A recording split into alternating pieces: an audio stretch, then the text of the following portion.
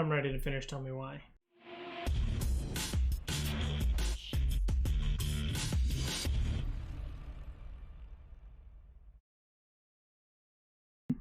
What up, viewers? What up? What up? I am continuing and possibly finishing my playthrough of Tell Me Why.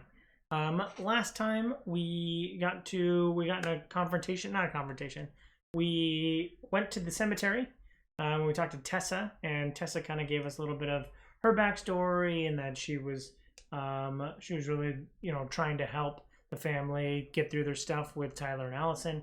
I think we all but confirmed that, like, Sam is possibly the father, but maybe that's not true. We had a little bit of rekindling with the cop after we broke out of his after the records room. So a lot happened, but and we got to see a little bit more details about what happened on the dock on that fateful night. So I'm really interested to kind of continue this and finish it off and see kind of. I think we're gonna get like the whole night, and maybe we get to play through it, or maybe we get to watch it. But I'm really interested to kind of see how things get rounded out for this character. So, with these characters. So, without further ado, let's hop in and see if Hey. Okay, thank you for that. Gotta love how this whole chapters thing works. I believe chapter 3 is the end, so let's go through that. Ooh, I always like these little intros. Once upon a time, in a deep and ancient The Mad forest, Hunter. crafty goblins faced the truth about the darkness in the big wooden house. It had come for the wise princess, driving her mad and causing her to attack them. Uh-oh. When they started asking questions about the princess in the darkness, the goblins realized that no one else in the forest wanted to know the truth. Wow. So they dug and searched and asked hurtful questions, learning more about the wise princess than they had ever hoped to. But the search took its toll. The darkness was proving too much for Sister Goblin, and yet Brother Goblin kept diving deeper and deeper. Ooh. Until Sister Goblin finally said enough. Not all is And that fine. was how the goblins found themselves separated again, hurt and confused, with so many unanswered questions and too many open wounds.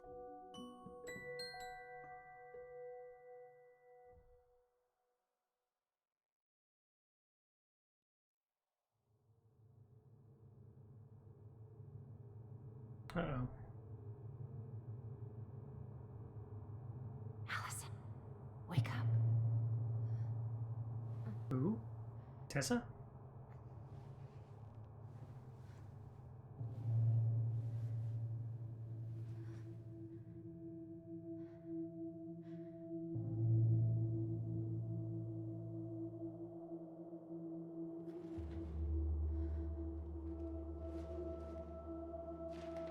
Uh-oh.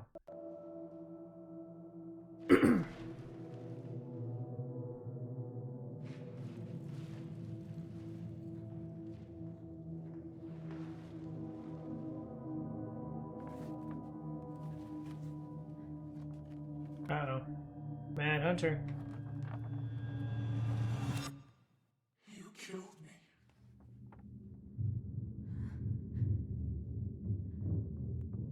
Uh-oh.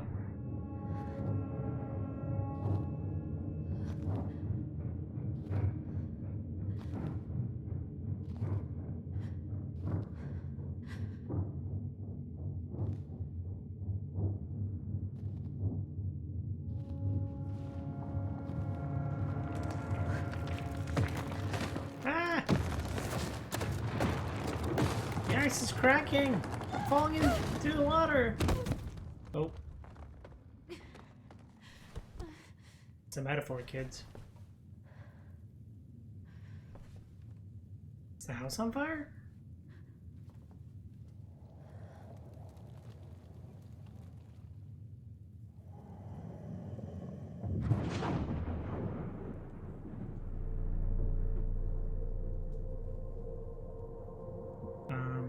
What?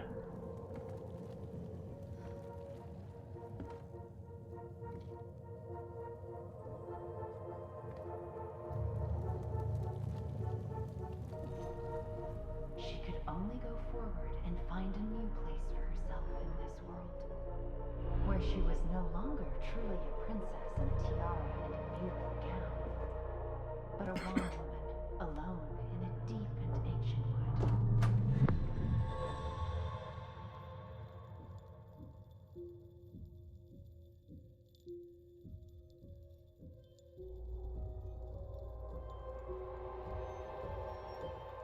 The Mad Hunter, the mom?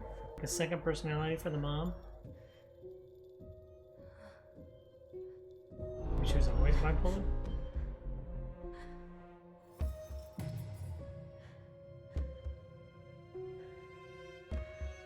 What is going on?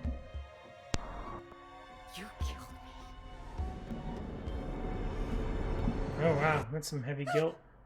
You killed me! What? Inheritance? Uh-oh.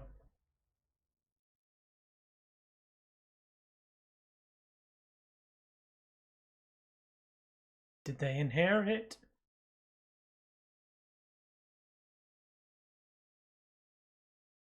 Crafty Goblin.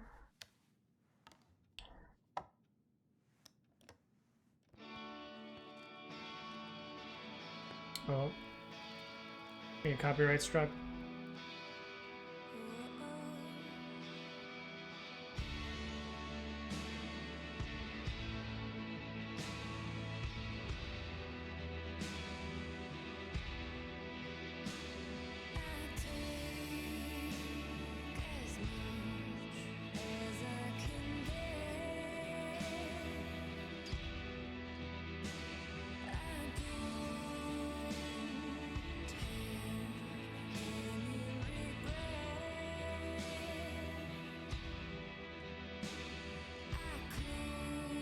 Oh yeah.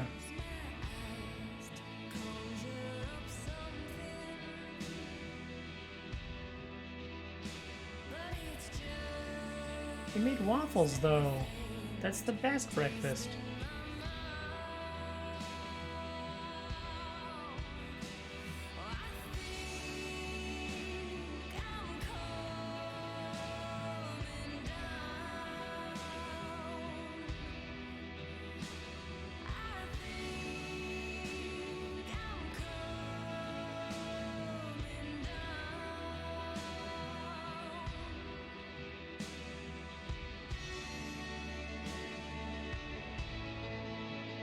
I don't know why I'm just now noticing how much they got the character model to look like Tyler. Maybe because she's like always has her hair out and like always is wearing a cap, makes her look different.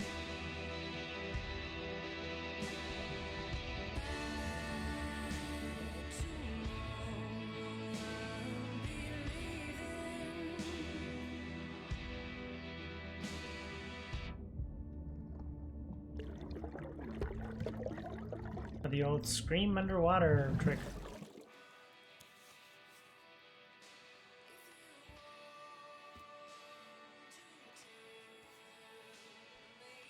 She's not gonna wipe her face off? She just had water on her face. She wiped that off with her hands? Gross.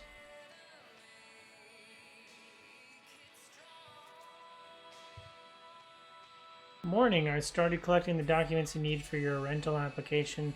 Left the file for you downstairs on the kitchen counter if you're still coming to... You're still coming to what? You're still coming to meet D? Meet? For lunch. You can drop off the documents and I'll make copies for you. Take it easy today, Uncle Eddie. P.S. My famous buckwheat waffles are slowly going cold in the kitchen. He's right. Time to get my shit together. Or turn it off so I don't get copyright strike. I could do my laundry. Ugh. Maybe later. There's not enough concealer in the world to erase the night I had. No.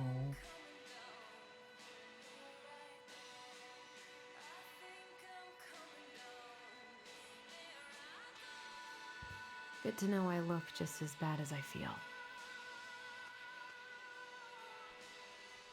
Is it makeup? Am I being like... Wish I could just book a one-way ticket to the other side of the world. How did we go from being so alike to total opposites? I gotta think about something else.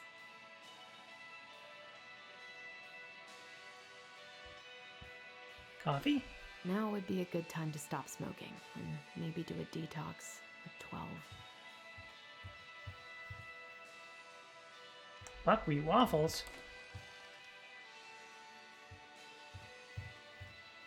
Ooh, what's on the calendar? The days have gotten so short. It's gonna be a long winter. Eddie looks so young here. I miss the slopes.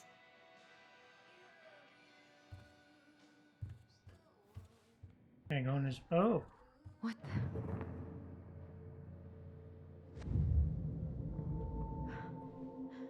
I What? should probably eat something. God, I feel so weak. Another note?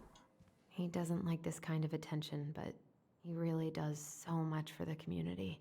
Dear Chief Brown, thank you so much for bringing our children home safe last weekend. Without you, they might have gotten behind the wheel, and who knows what could have happened to them or anyone else. We'll always be grateful for your wisdom. Thanks again for keeping us off the books. They are good kids who made a mistake, and Lord knows how a police record can compromise a child's future. We know they will remember your words for a long time, but please rest assured that we will do whatever we can to make sure they understand the extent of what could have occurred, so they can raise awareness among their peers in the community. God bless. Gail and Toby Locklear, Karen and Brody Moore. Time to throw on some boots? Ooh, what's downstairs? Or is this the kitchen? Is it the living area? Eddie looked pretty concerned when I came home last night. I should have talked to him about what happened, but what the hell was I supposed to say?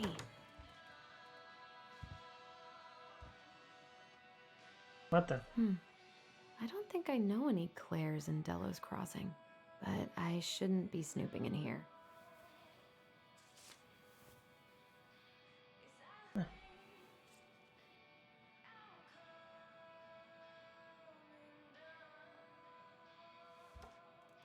Who is Claire?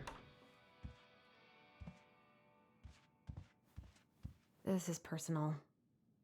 My dearest son. I know you're not getting better this time, so I wanted to write a few things down for you. I'm sorry to be leaving you so soon. I had you late in my life, but I still thought there would be more time. Makes me happy to know you will have the clan when I am gone. You will have your auntie look after you. You have always seemed to know when it was time to leave. From the time you were a year old, you knew which shoe belonged on which feet, and you used to bring me mine whenever I was getting ready to go somewhere. I could never figure out how you knew I was ready to leave, but there you'd be with my shoes every time. You never cried or made a fuss, just helped me on my way. I hope this leaving will be just as easy and though I won't need you to fetch me my shoes, I know you'll help me on my way. Your strength has always been to accept what is and to do what needs to be done. I'm so proud of you for joining the police force. People are going to look to you as a leader now, and I know you won't let them down. Please help the young people remember our way of life. We have thrived as a people since time before memory because of our cultural values. Don't let them lose that. Just remember how important it is to attend to everyone, not just the ones who fit in. It is our way to lift each other up. Everyone has something to offer the community. They may not even see it in themselves, so you've got to show them. Help them along their path as you've always done. Remember, when you uplift others, it makes you stronger too. Not even gonna attempt that. Mom. Oof. More notes? I gotta take care of that rental application. Eddie must have been back and forth to Juneau all the time to these. That was a good memory. Even though Tyler couldn't come. Oh. Still can't believe Eddie never told me he was paying for fireweed.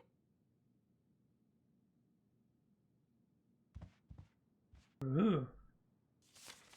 I'm glad he never pushed me to change my last name. Listen, Ronan. Okay, Oliver, Mr.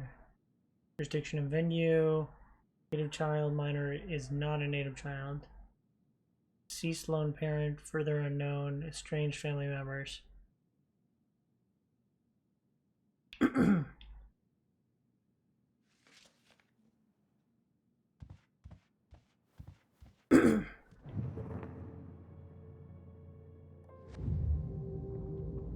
Something's not right. What Oof. is this? Hey, what is going on? I need to get all that paperwork together. Maybe that'll help. I can't really eat anything right now. Really? Lunch with D Wednesday. Vancouver. Cordially invites you to December community potluck.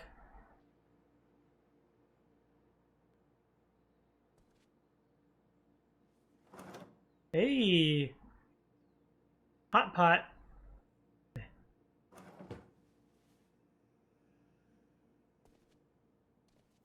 There's a rental application? Ooh.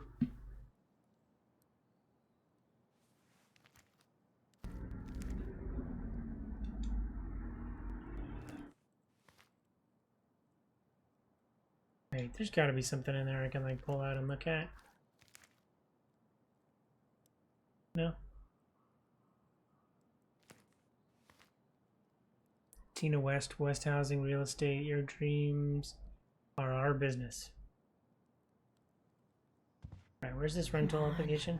Paperwork.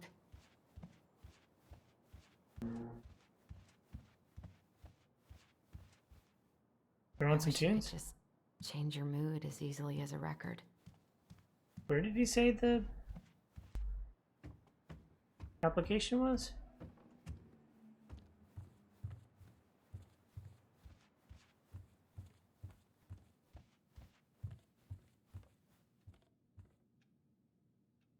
That was sweet. I'm so not hungry though. Left the file for you downstairs on the kitchen counter. Really? I didn't see them. Am I blind? Might be going blind.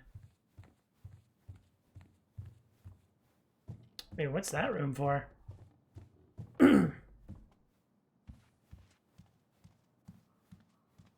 Oh, these were it. Dang it. Here's the file. Just need my ID and pay stubs. Okay. We were family, Allison. How could you do this to me? What the heck? Fuck. I've got to think about something else. Focus. ID and pay stubs. That's where I get. That's why the wallet's interactable. Ah, here's my ID.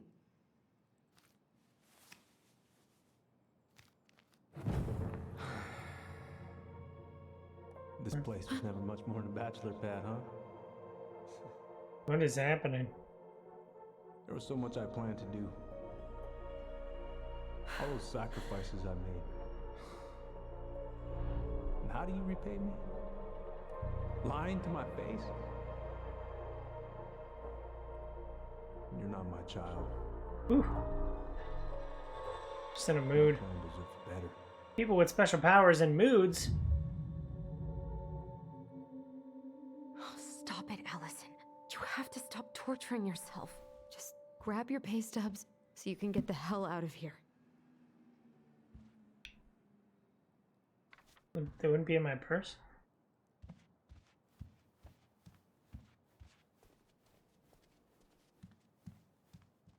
I wish Eddie's mom could have taught me how to do this. The paperwork's not down there. I told him I wanted to stop messing with those memories, but he wouldn't listen.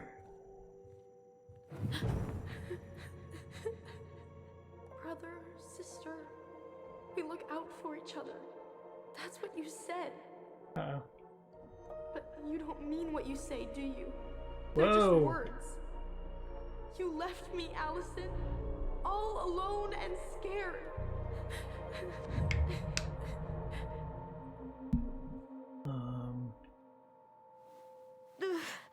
What the hell is wrong with me?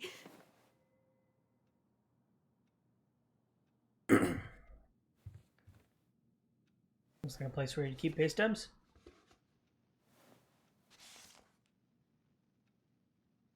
God, where is it? Or a diary.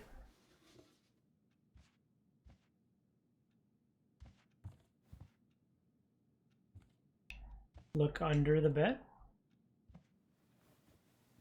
Not here. Oh, that was a prime opportunity to have something jump out at me.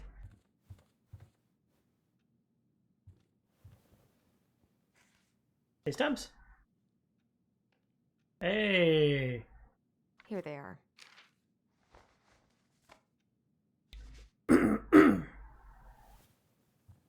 Time to change? I think I've got everything I need for the application.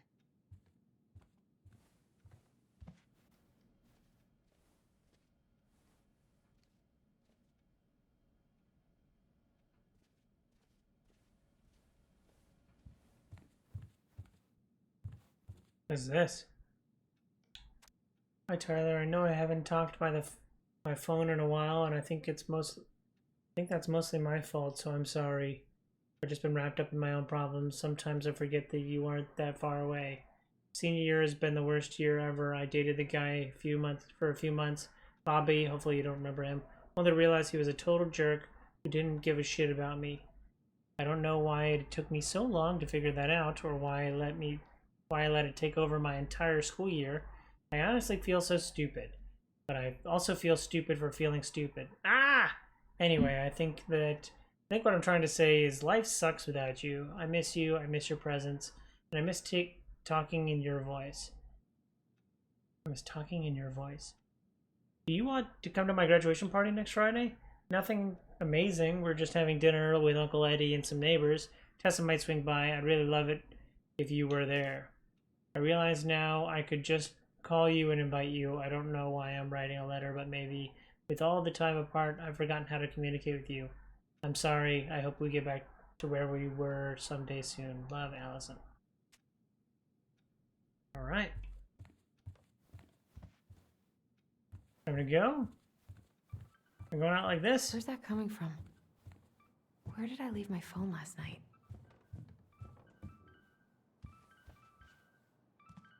It is downstairs. Hey!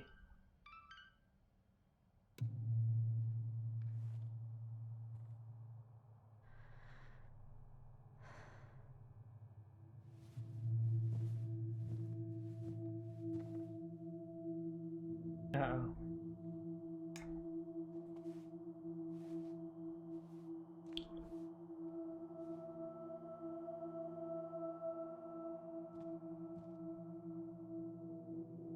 Mom?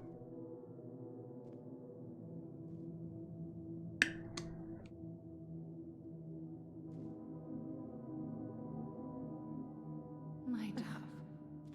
Only thieves and monsters hide in the dark. Fly back to the light, Allison. Hmm. What the? Marianne's trying to help me from beyond the grave. No. I cannot deal with you right now.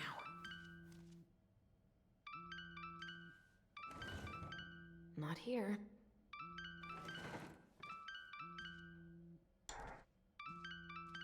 Oh, it's under the pictures. No, no phone here.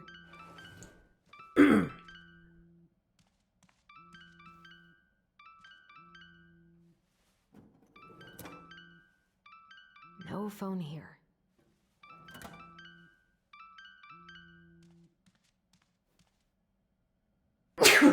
Oh, excuse me. What's it doing here?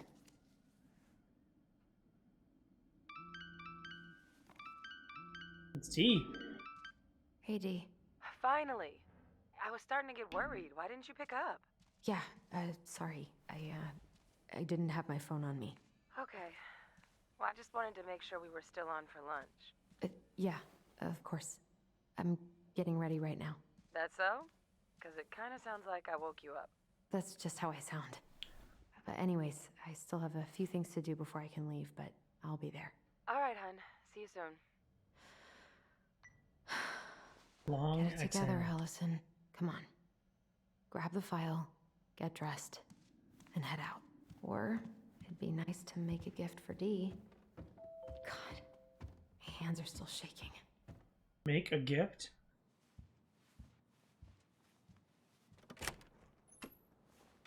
Morning. Hey, Allie. Hey. Hello? Hi, guys. What are you doing here? Tessa and I were worried after you called in sick last night. She's busy at the cafe, but she sent over some coconut cake, since you won't be making it in for lunch. That's nice, Tom. Thanks. I'm gonna head on inside. Freezing my butt off out here. Okay, thanks. Is Tyler not around today? Honesty? No, she dodges it. No, he's, busy. Out at the old house. I see. It must be hard to sell the place you grew up in. Many memories, right? Oh, it's okay. We'll get over it. I really hope so. So, Tessa told me a little bit about what happened at the cemetery. Yeah, I'm sorry it got so intense. It's just, we really needed to understand why Marianne did what she did. Especially Tyler. Oh, of course. She gets that. You two didn't say anything she wasn't already thinking. She spent years blaming herself. Well, she wasn't the only one involved. There was a lot of blame to go around. I'm glad you're able to see that. It seems like your brother, well, he's not nearly so forgiving, is he? He has been pretty harsh. Especially on Eddie. But we both got tired of people lying to us for our own good. Yes, of course. Totally reasonable. Though, I am sorry you're the one taking all the repercussions. What? I heard about the fight with your uncle. I really hope your brother appreciates your sacrifices. He will. I mean, he does. I'm sorry, but I'm pretty beat. Oh, of course. I'll let you rest. Tell Michael there's no need to hurry back. Okay. Thanks for stopping by, Tom. Bye now. Take care. Bye, Tom. Sorry for abandoning you out there. Pro tip? Avoid catching a ride with Tom at all cost. Huh. Did he talk about the new spicy chocolate bars? Yep. And Ooh. exactly what they do to his digestion.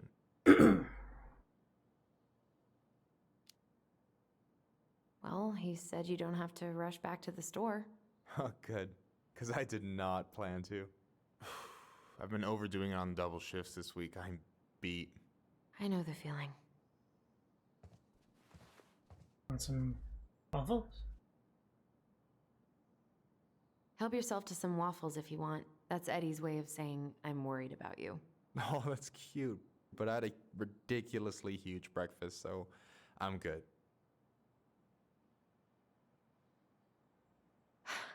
I'm glad you're here, Michael. Thanks for coming. Coffee and a friendly face is just what the doctor ordered, right? I just feel like cuddling up in front of the TV all day. Maybe finally binge that last season of Witches of Eldom. Then do it. I gotta drag my lazy ass out to have lunch with Dee. I've been kind of freaking out on repeat today. What do you mean? It's hard to describe, but I just can't calm down. You ever try any of that affirmation type shit? Huh. Look, when things get dark, I tell myself that whatever I'm going through will pass. That I'm a Here's the great mind killer. person and my feelings are valid. This will pass. I'm a great person. My feelings are valid. We'll work on it, but that's a good start. Allison, what's going on?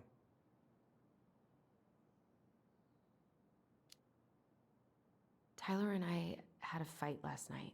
I was so excited to have him back, but what if 10 years was too much, and we're too different. I don't think so. You just need to get to know each other again. Start with the small shit. Figure out what each other's favorite foods are, you know? And then build up to the big stuff. Yeah, that makes sense. The last few days have been a lot. And it's totally okay to be overwhelmed. You're gonna figure it all out. Families are fucked up. They're basically fuck-up factories. You're right. I just need to relax. You looking into camera? So, maybe this will cheer you up. I think I found the perfect place. Check it out. It's pretty cool, right? Deposit's a bit high, but it's got 2 large bedrooms and a view of the channel. Honey, you're really going to give up our home to live in this ugly box? Ooh. Oh god. Allison, look at me. You okay? I'm just... I need to... I just need to sit down.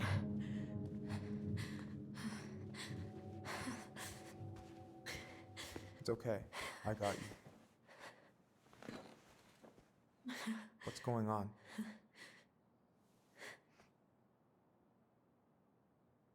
Ooh. Ooh, that's a choice. Family secrets? I think I want to maintain the family secrets.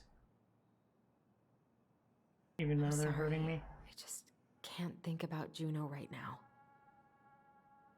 I've had the worst week. Hey, stop saying you're sorry. We don't have to talk about this now or ever if you're having second thoughts. Yeah, I think I might have fucked everything up with Tyler. For good. Hold up. I don't know the whole story, but nothing's fucked, okay? You two spend 10 years apart, and then day one you get thrown into some real intense shit. There's gonna be speed bumps. Please be honest. Have I been acting like an asshole? Every time he's asked me for something, I've pushed back. Even though I knew it was important. But this whole search has been tearing my life apart. And it's like he doesn't even care.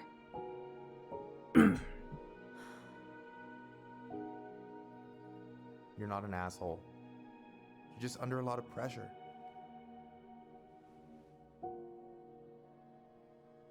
Look, I know you hate letting people down, but you gotta put your own oxygen mask on first.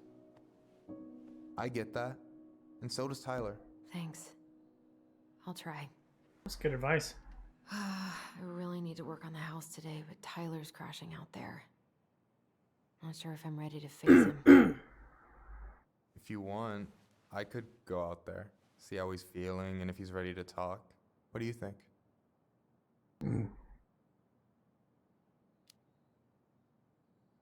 Yeah, maybe that could work. I hope he'll talk to you, though. He's never been the best at opening up to new people. You sure? Yeah, they got a connection. Yeah, of course. I don't mind trying if it might patch things up between you two. Oh shit, I'm gonna be late for my lunch with Dee. I still need to change and stuff, but I can drop you off at the store if you want. Sure, thanks. No, Michael, thank you for listening. I mean it.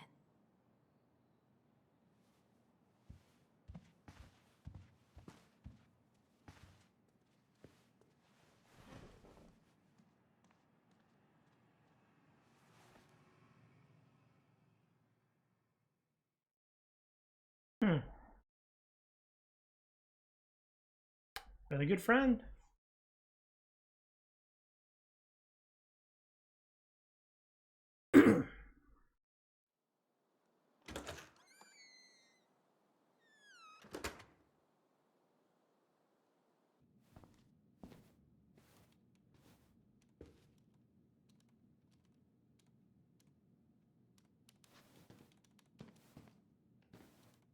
Hi, Dee. Hey, beautiful.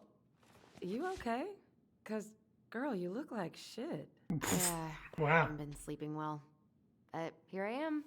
That's how much I love you, right? Aw. Well, I appreciate us having a girls' lunch anyway. Just give me 5 minutes so I can finish off this paperwork. Oh, no rush. I need to drop off some stuff with Eddie. All right. Oh, help yourself to some cobbler.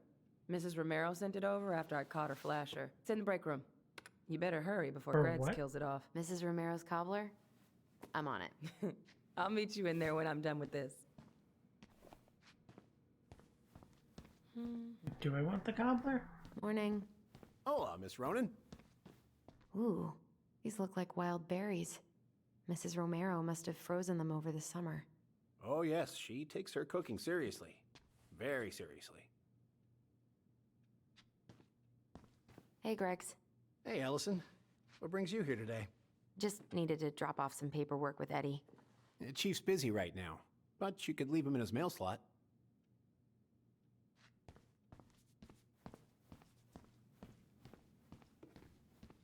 Try not to hang out upstairs too long.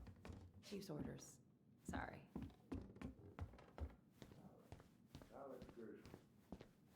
Sounds like Eddie's busy. I shouldn't bother him. Uncle's in there. Whew, he's really letting that guy have it. I should probably drop the paperwork here. Eddie's gonna be busy for a while. Mr. Gershwin, can you confirm the reason for your visit to Dell's Crossing? Just visiting family. My folks and younger brother live here. I probably shouldn't eavesdrop, Works at the but... post office. Name's Danny. Yeah, I do.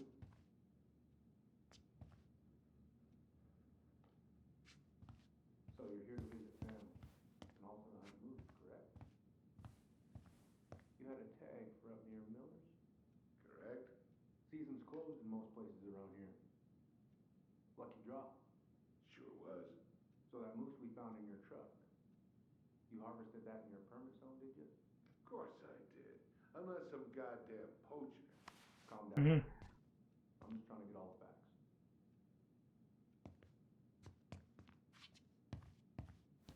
Hey, here. The super got me a official report of finding education by the highway in the closed season zone. I'm gonna need to inspect your rifle and hunting gear. What? I should grab a piece of cobbler before Greggs inhales all of it. Well, we got a tip that you were bragging about down in the moose up that way. This is some bull. No, sir. The bull is in your truck, instead of out in the woods where it should be. Now look, I wonder how Uncle's feeling about me moving away. Ooh. We haven't really talked about it. Take some cobbler. Was cobbler just like pie with no sides? A crumbly top? Dessert for lunch. Pretty cool, right? Pretty cool. Yeah. I've always had a sweet tooth. Got it from my mom. She baked darn near every day. Need to start being a little careful, though. Doctor's orders. Brenda may be in for it, too. God, that kid can eat. Linda's pretty concerned, but, growing boys. You were not kidding about the cobbler. This may be her best batch ever. Right? Hey, Greggs.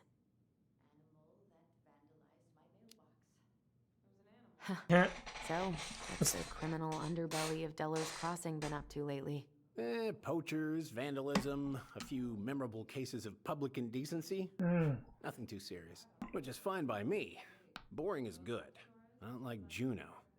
My daughter's always begging to move there, but that is not happening. Why? Juneau's awesome. There's like actual things to do there. Drugs, that's why.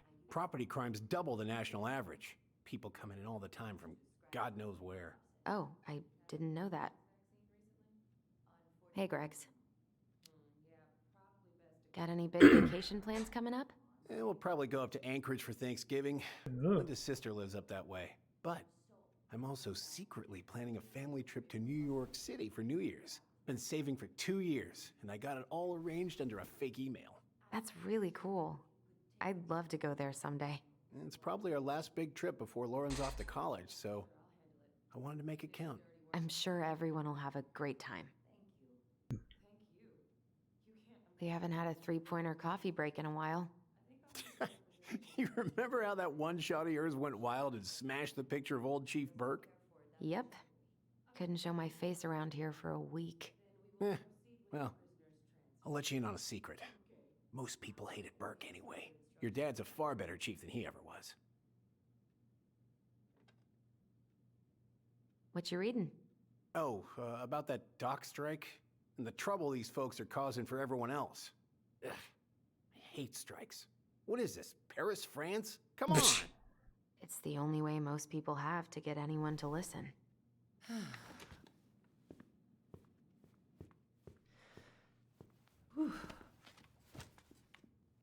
Hey, sorry I kept you waiting.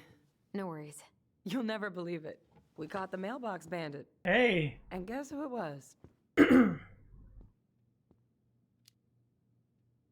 An animal? Like a raccoon, maybe? Have you been eavesdropping in on official police business? Anyway, yeah, it's a raccoon. Delos Nailed Classics' it. most wanted turned out to be some trash panda stowaway. And this is how legends begin. Anyway, hun, I'm so sorry to bail, but I gotta run this little guy to animal control now. Probably best I take a rain check.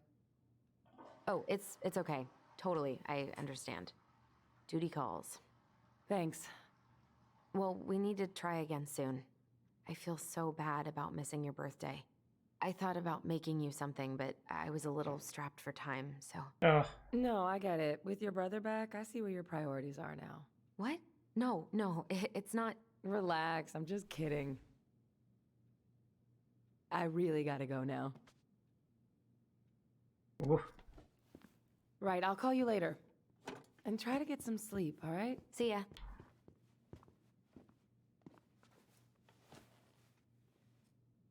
Well, there go my lunch plans. Hey, your brother didn't tag along today? No. He didn't really want to show his face around here after the mess he made yesterday, huh?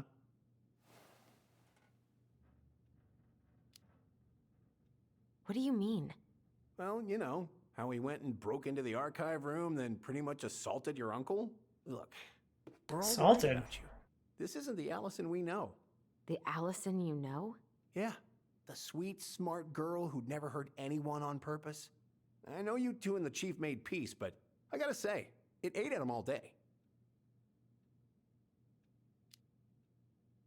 We did what we had to get what we needed.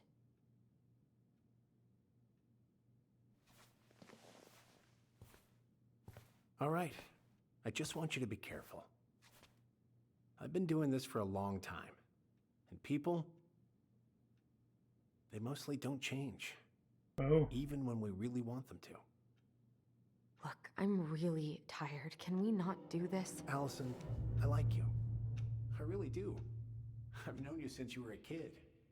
You're honest, stable, and not a troublemaker. Tyler, I mean, if he goes down, don't let him take you with him, okay? I can't do this. Oh, are you okay? Please just let me go. I need air. I need some air.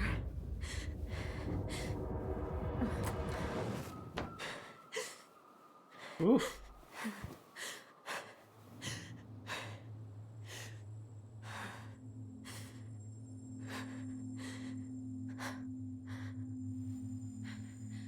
Ty? Are you there? Tyler? Answer me, please.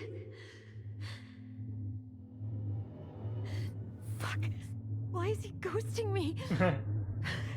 Ghosting him. I can't breathe. Please stop.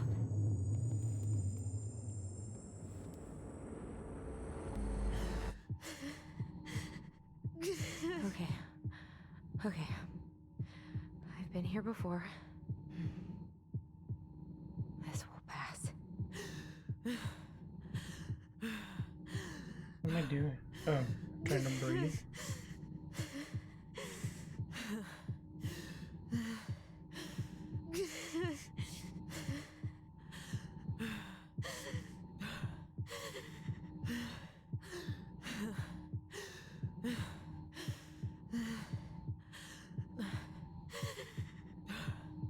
game.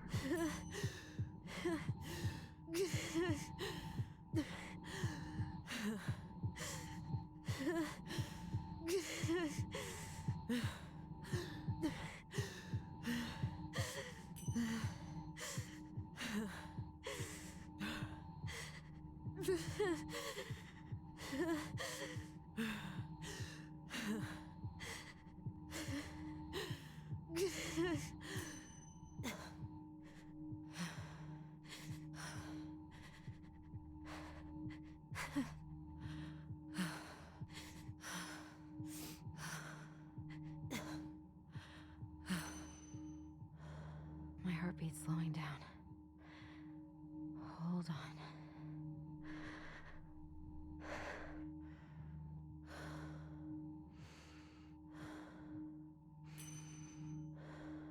You're getting there, Allison. You're getting there. Holy crap. I'm okay. That was intense. Also, she has an app on her phone. Are you fibbing? I'm scared. I don't know what these people are gonna be like. Or when I'm gonna see you again. We can still undo it. We can tell them what really happened. No way. It's done. That's it.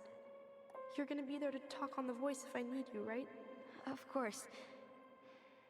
It'll almost be like we're still together. It's time to get going now. Come on. Wait, Chief. Just a sec. Hey, kids.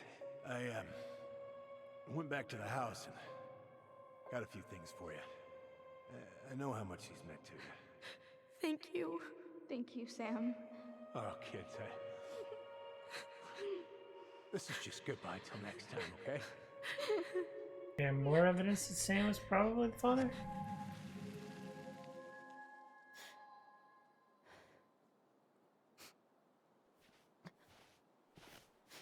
Allison? What are you doing out here? It's freezing. I just needed some air. What happened? What's wrong, little moose?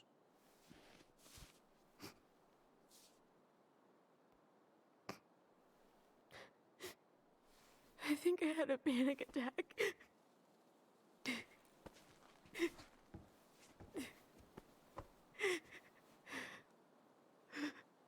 It's gonna be okay. Let's get you inside and warmed up. Then we can talk about what happened.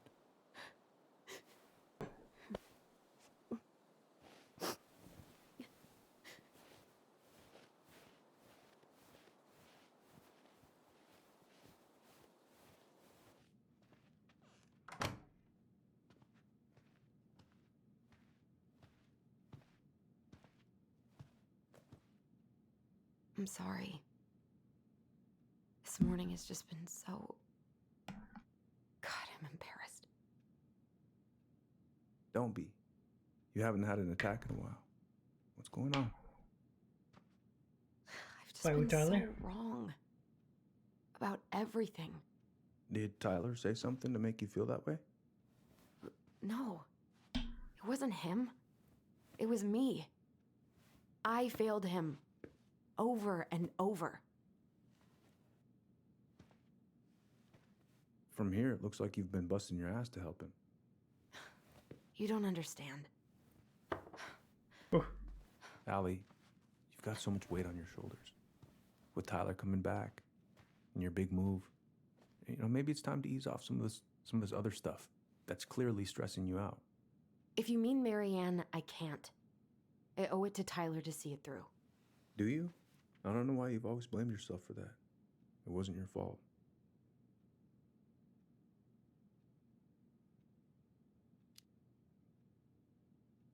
That's not true, Uncle. I was there. You were 11 years old. There was nothing you could do. You can't go on letting it haunt your every waking moment.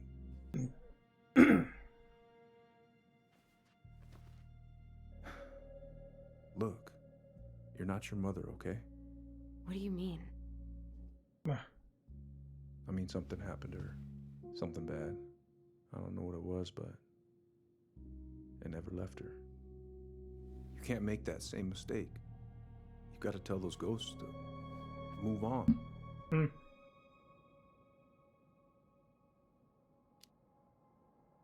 Wow, these Tyler tough keeps telling me that decisions. too.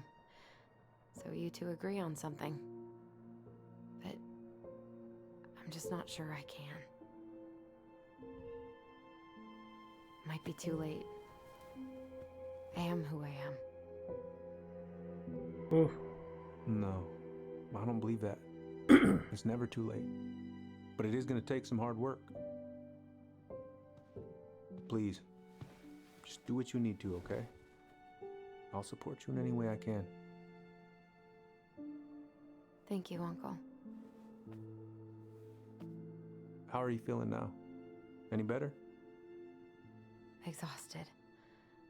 But not like I'm about to have a heart attack, so that's an improvement.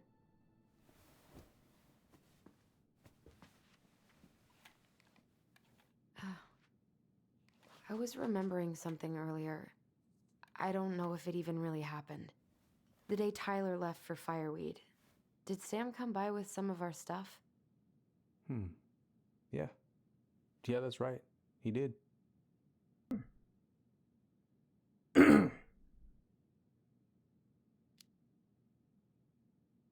How close were he and Marianne? I don't know exactly. But he cared about her a lot.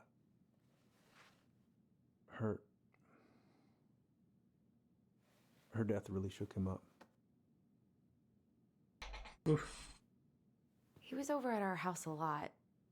Fixing things, chasing off animals. I know you didn't turn up anything about who our biological father was. But did you ever think it might have been Sam? Ooh.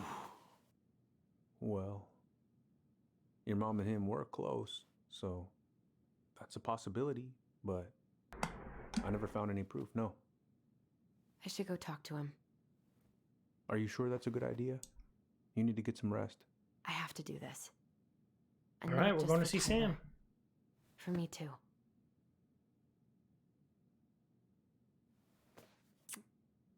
I love you, Uncle. Thank you for everything. I'll call you later. Goodbye, Uncle Eddie.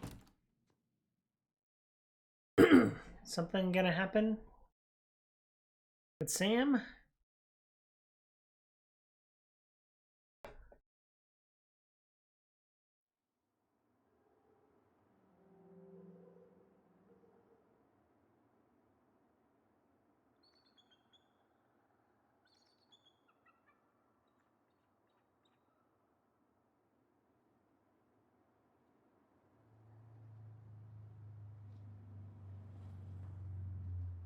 Okay.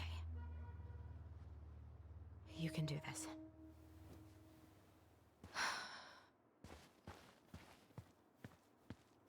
Sam's house.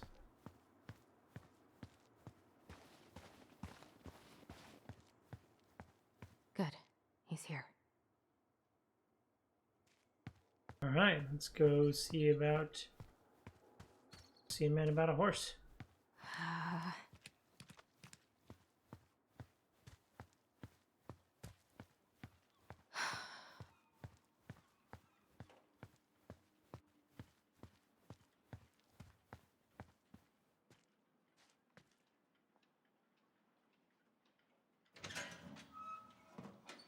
Family's family, but get it.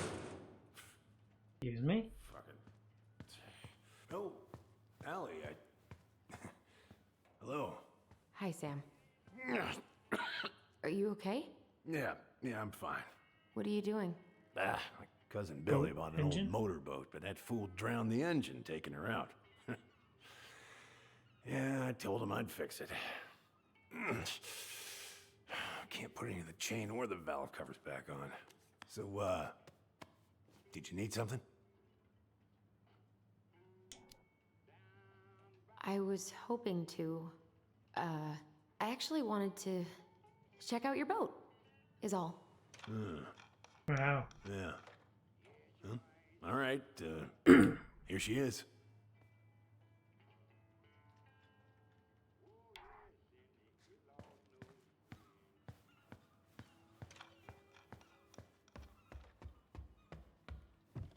Anything fun up here?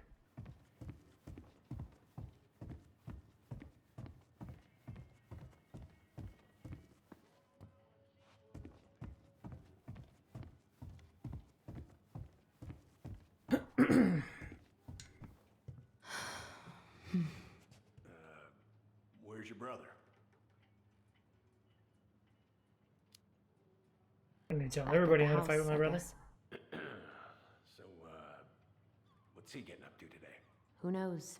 All right.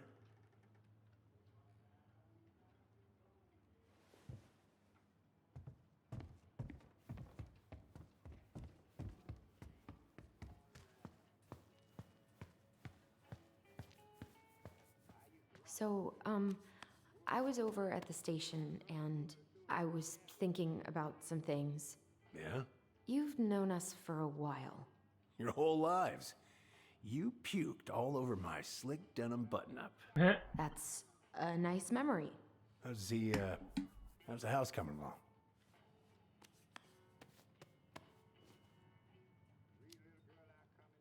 Slow. There's a lot to do. Of course. I mean, there's a whole lives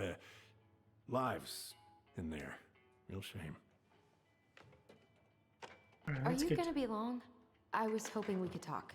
I don't need my ears to fix an engine. What's up? Never mind. What?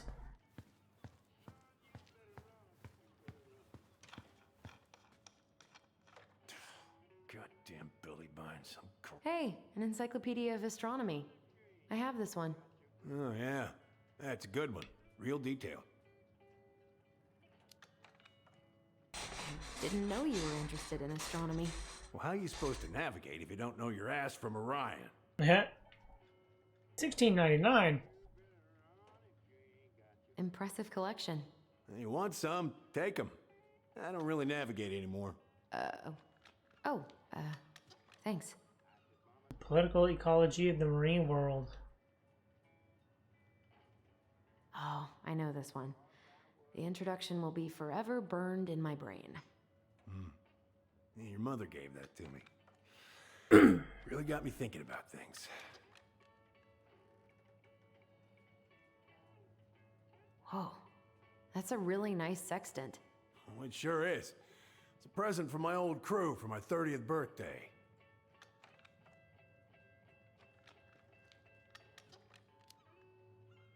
It's beautiful. Well, it's mostly just for decoration these days, but I'm a big fan of doing things the old-fashioned way, you know? What?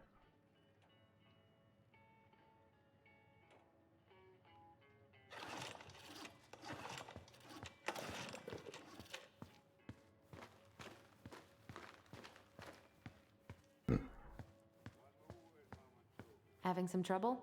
Can't get these nuts loose because my idiot cousin let them rust. I got a can of rust remover somewhere. If you come across it, pass it over, yeah? Oh, sure.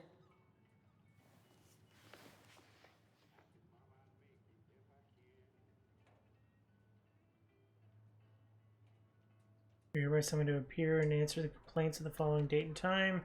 Court appearance is mandatory. Failure to appear result arrest warrant. Is this the file?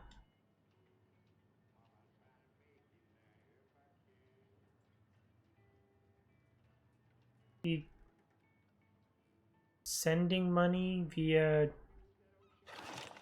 what? Because I left my boat a month ago. Hey, Allie, could you check if I have rust spray somewhere in this? As far as I could tell, I'll work you down on is test how much I can fit on it. I paid. What happened? I busted my finger with that stupid wrench. Grab me a gauze. Should be in that cupboard over there.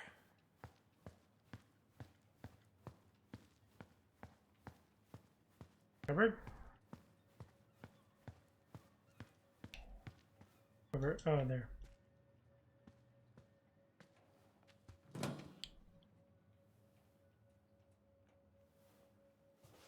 Grab me a gauze.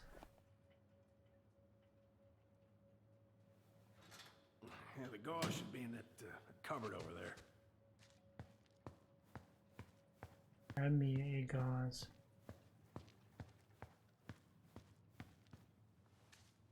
Oof.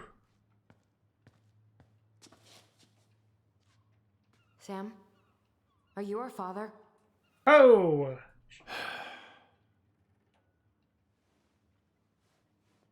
Figured you'd ask me that question someday.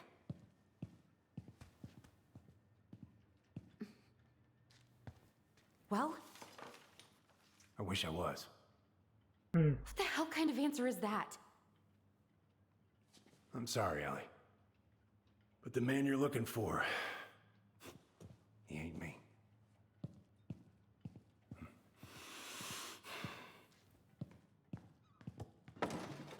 Oh, okay. Guess I'll just take your word for it then. Hey, you got no right coming in here getting angry at me for something I got nothing to do with.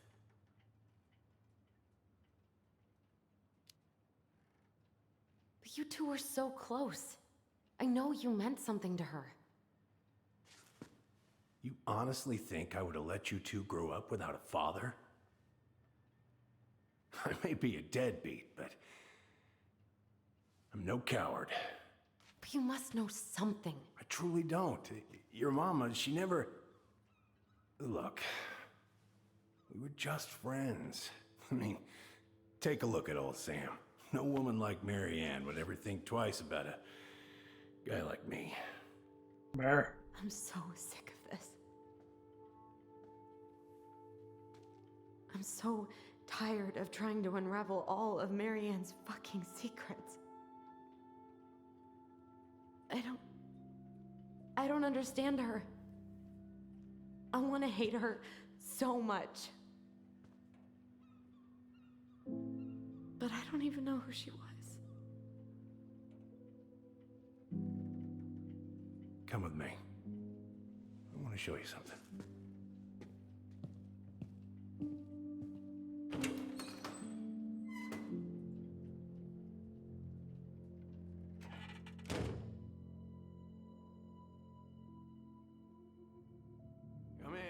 Come in. Oh. When was the last time you cracked a window? Eat something, friends. Come over here. Sit with me.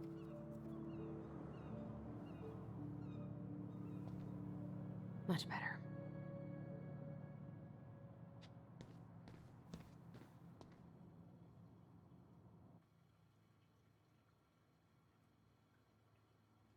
Our charts. Oh man. Oh, there's Orion. Gotta remember how to read any of these. And Big Dipper. Love this picture of your mama. If it gets the house sold, it gets the house sold.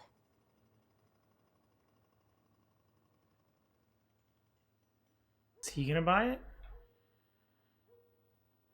Hero boat captain saves crew members. Samuel Kansky, the 29-year-old captain of the ENIAC check. Rose didn't think twice before jumping into the ice-cold, choppy waters of Mitchell Point to save members of his crew after their vessel capsized off the coast of Jonah. Apparently not. I'll read all the notes. Dad talked to Mom, and she said you were having some trouble. It's not much, but hopefully there's enough to put some food in the fridge. Call me Richard.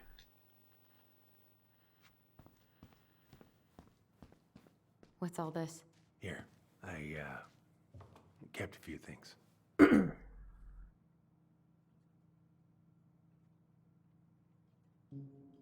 Cinema Swords ticket? and schemes. Oh, I took her to see that for her birthday. She hated every second of it. Whole drive back, she talked about how it butchered the books.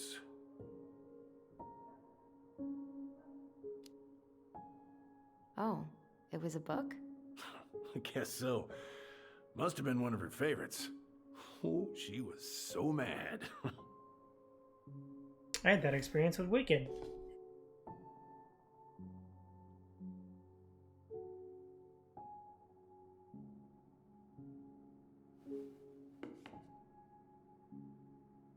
mother made that. Oh, she was a real artist, that one. Kind of like you. Oh, I don't get to look at the photo?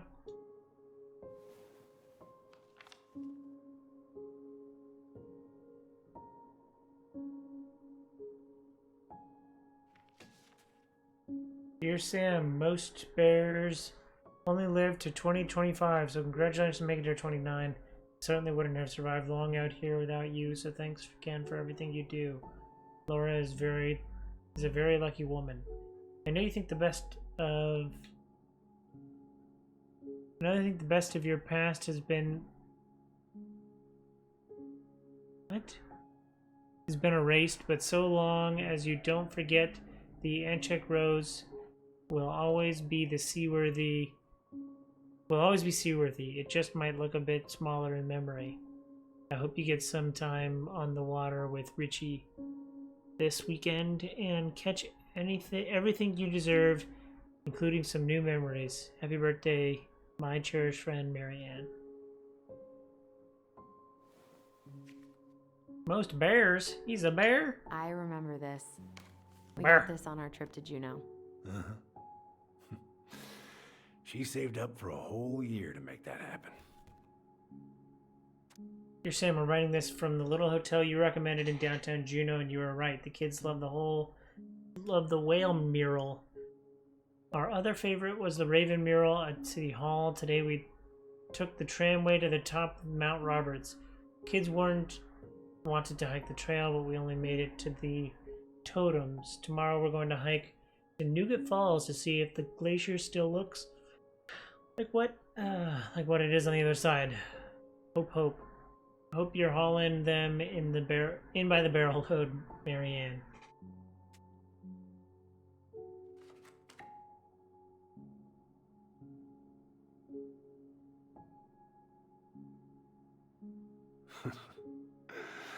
Look at these ones.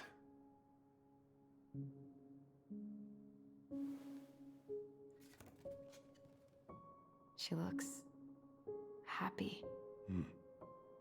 She was.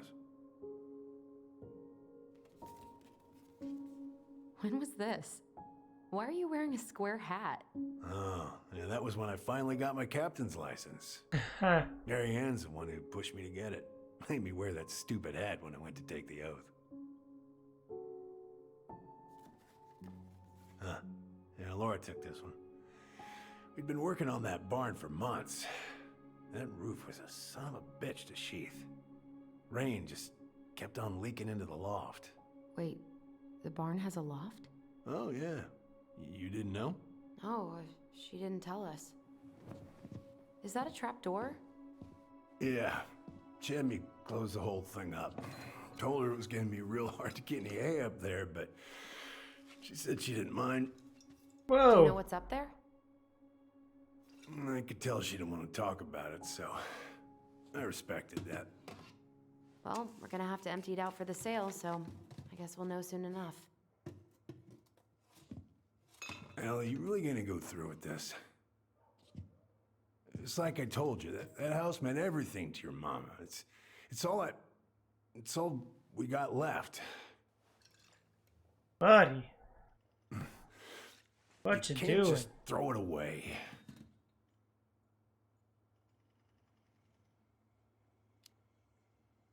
Look at yourself. That's enough. How long are you gonna keep feeling sorry for yourself? Are you really just gonna drag Marianne behind you for the rest of your life? Give it back. No! I'm sick of watching you play town drunk. For Christ's sake, get it together!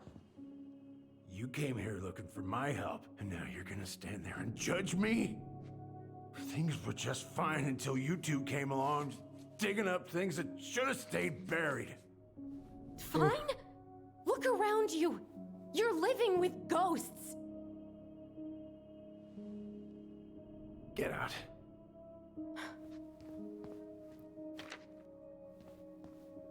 You're pathetic. Whoa. Out!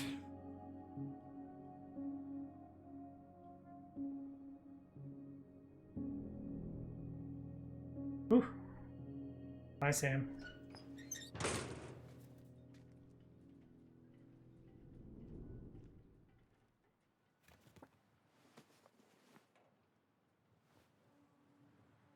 Ooh.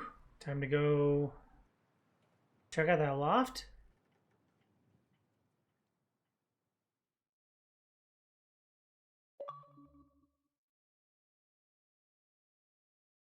Are you my daddy? The baby's still sleeping. Still sleeping. Talk with Michael.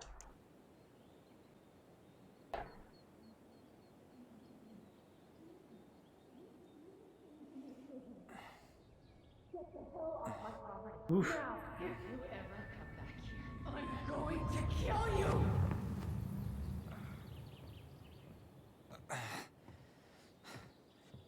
Hey, Tyler? I've been looking all over the place for you. Are you alright? Yeah, I'm fine. Whoa, whoa. Hey, let's get you off your feet, okay? Come on.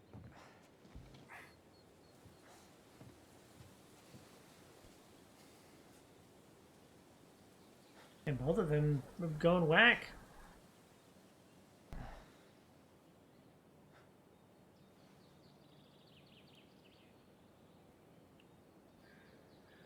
Listen, if you want to be alone, I'll go.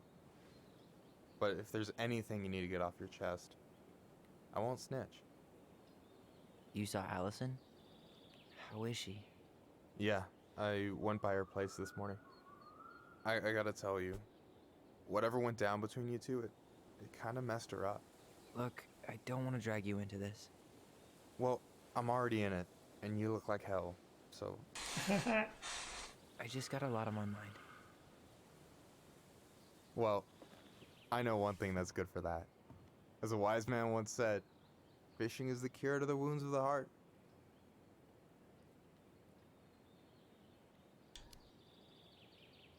Was that wise man you? Hey, like I said, I gotta write my own legacy. So, you in? I don't know. Come on, we're burning daylight. Let's go. Where are we gonna go? Why go anywhere when we have a perfectly frozen lake right here? Ice fishing in November? Yeah. It got cold way fast this year. Climate change. That shit's gonna kill us. But hey, fish first. You can walk behind me if you're afraid, though. You're actually serious? I am a very serious man, Tyler. Let's go. We still have to get everything out of the car. Get to talk to some dude over fishing?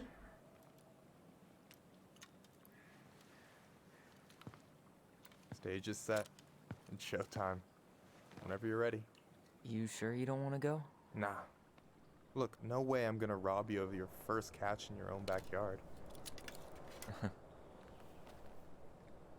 All right.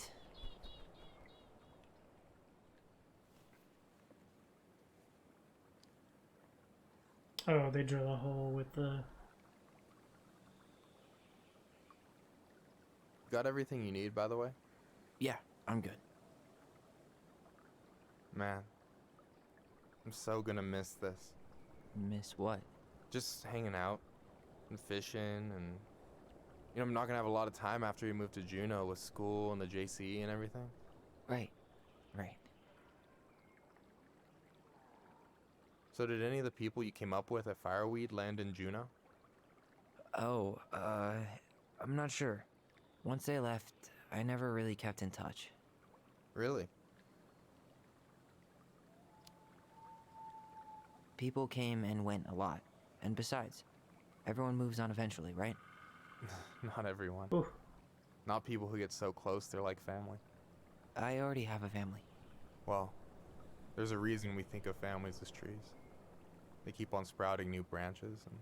Oh, hey, I think I've got a bite. You got this. Reel them in.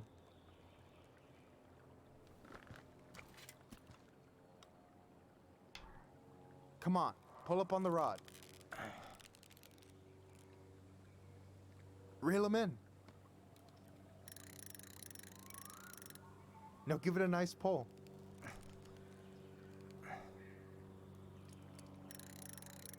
Got it. Hey, got a fish. Trout? Slippery little. Got it. Bravo. First of many. Pace yourself. It's a marathon, not a sprint. Yeah, fishing. Thanks, Sensei. Oh, hey, did you want to make solid plans to hit the buzzard hole? The river might ice over soon, so we shouldn't wait too long. Yeah, sure. Sweet. I was planning to go Saturday. I'll pick you up on the way out. Cool. I'll set my alarm to ass crack of dawn. You have this whole fancy bag just for ice fishing? You don't mix and match. Ever. Jeez, you don't mess around, do you? Told you earlier. I'm a very serious man. You got anything good in there? Maybe. But who says I'm willing to share? Okay, fine, be that way. Alright, here we go. Another fish?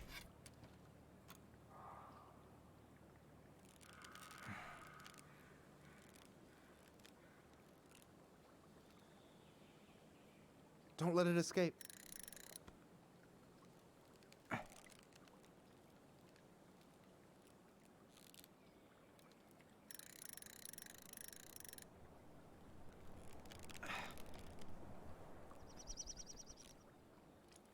I'm here. Hey, yo. Okay. How about them apples? Oh, nice job. So, you weren't all talk. Impressed? I only see 2 fish in my cooler. For now. So, about last night. I don't know what Allison said, but from my side, well, I thought we were on the same page. But it turns out we weren't. Hey, so don't tell her I told you, but last week your sister was almost unbearable. She was jumping up and down with excitement at you coming back. Huh. Really? You better believe it. Look, the last time you saw each other, you were kids. Just because things have changed doesn't mean you can't work it out. I know. It's probably my fault. I really pushed her last night. I just don't get why she always has to run away from everything. You blame her? Avoiding the problem doesn't make it go away. She's so fixated on selling the house. It's like she's trying to bury the past. All of it. Even the good parts. Look, I'm not picking sides here. Okay, but she's been murder house girl ever since it happened. Now she's got a chance to put it behind her and start fresh. Yeah. Shit, I'd be pretty eager too.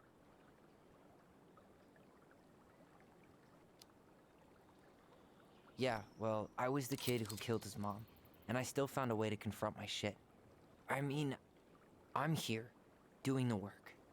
Even though, every second, I've got to fight the urge to run straight back. To fireweed, you mean? Yeah. When I first got there, all I could think about was getting out. It felt like a cage. But after a while, it started to feel more like a shell. I figured out who I was in there. But now, I've got to work out how to be that person out here. Well, if it makes you feel any better, none of us really know what we're doing. Like, shit may look bleak now, but your sister's never gonna give up on you. And you can lean on me too if you want. Just be careful, okay? Got a bad left shoulder. I'll keep it in mind. Thanks for listening. Don't mention it. So you gonna tell me what's in the cooler, or what? I could tell you. Or I could watch you squirm a bit longer. Ugh. You're a terrible person. You know that? You betcha. Don't you say anything. Here we go.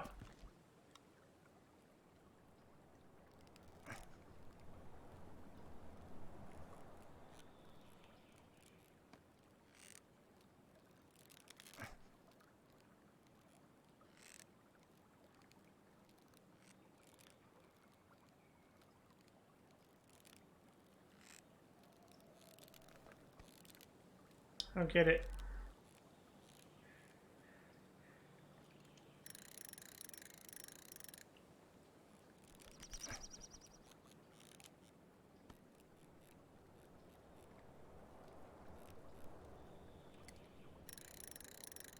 Easy.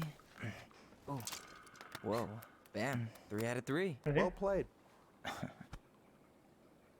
I got nothing. That was clean. Huh. Fish all the I'm a fish. little disappointed. Hey, can I ask you something that's pretty personal? Sure. Take off the gloves. You've been with people, right? Romantically? Yeah. A few. Have you? No, not really. That's kind of surprising.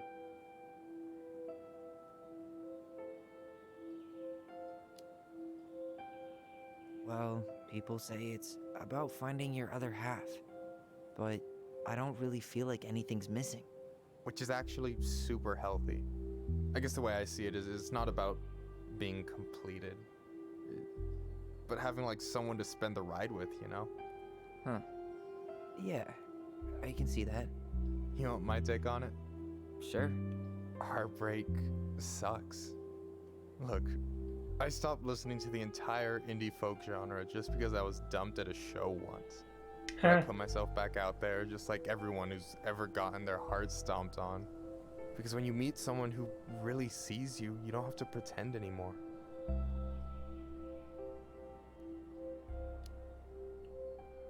And Wow. you're still interested in being that someone? Even after all the shit that's happened? Hey, I've got baggage too. I think it's worth a chance. Don't you?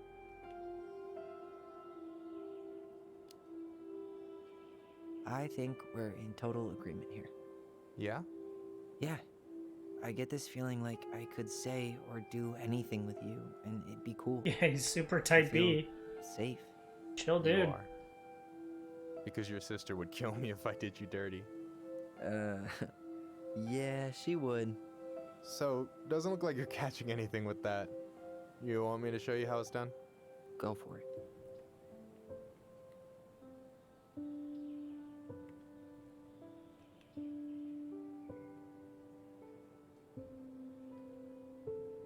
Oh yeah, the loft. Hey, you're missing the show.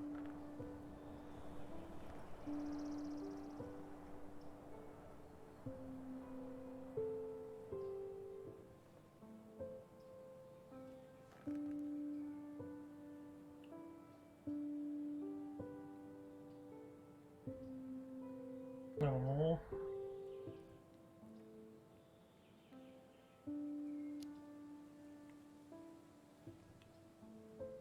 You okay?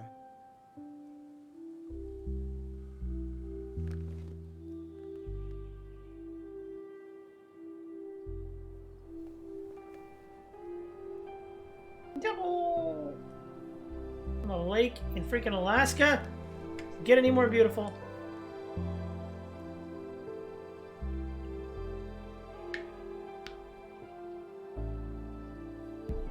Hey, laced.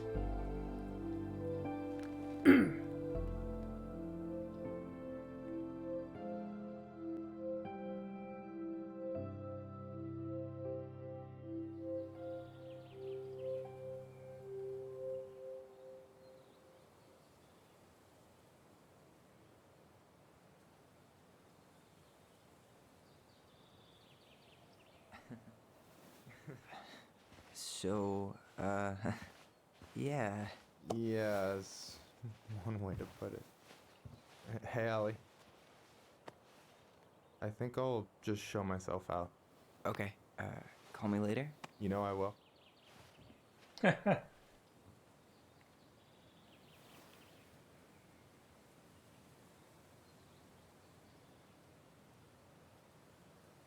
Sorry for interrupting. No, it's totally fine. We were done anyway.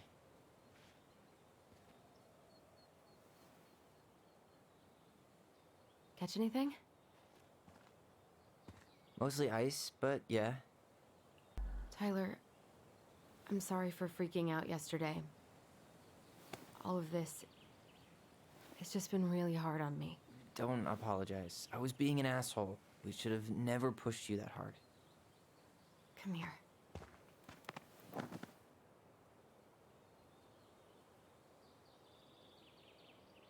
God, why did I miss you so much? It's only been a day. I've been told I have that effect on people.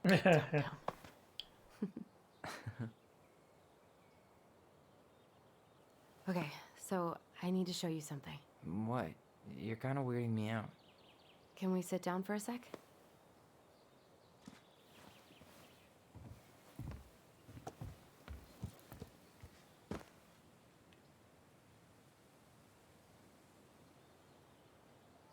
So, what is it?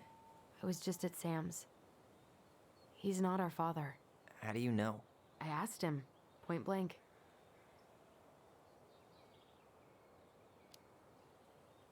I'm not surprised. Burning down the barn didn't really seem like a Sam move. Yeah, I guess it was silly to suspect him in the first place. He'd never hurt Mary Ann's kids. There's something else. Look at this. This was taken in 1992 when Mary Ann first moved to Delos Crossing. See that ladder? Sam told me the barn has a loft. He helped her build it.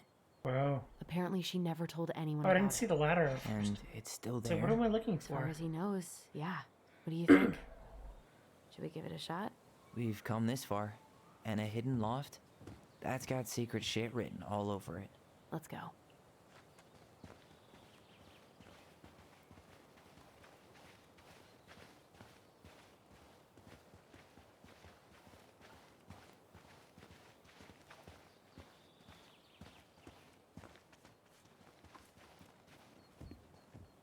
How did you not notice that? Ugh, what a mess.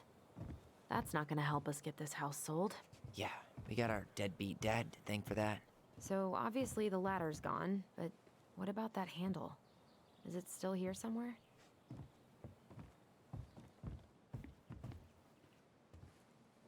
You want to take another look at the picture? It might help. Against the wall?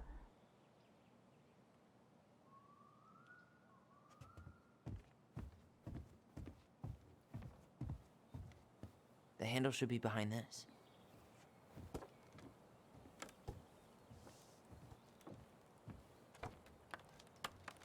Whoa. Ah, there it is. That's nuts. It's opening up. The secret keeper always did store all the best secrets in the clouds. Yep. Come on. Well, that's way too high to jump. You want to give me a leg up? I'm so not touching your nasty shoes. We'll find a ladder. Will we? This ladder?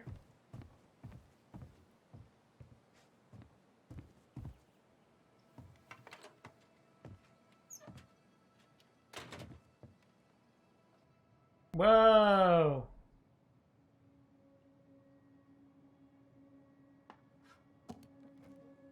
Like a shrine.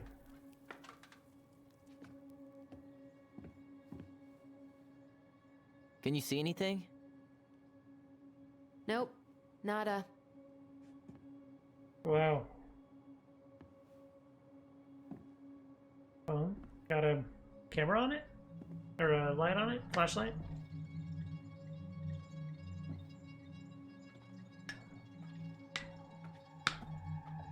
Here, found a switch. Nah!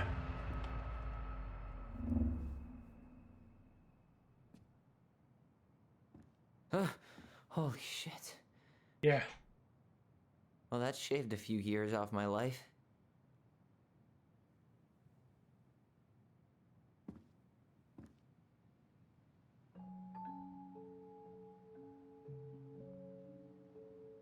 Whoa. There's another puzzle box. It's Her story. Look, she left us something.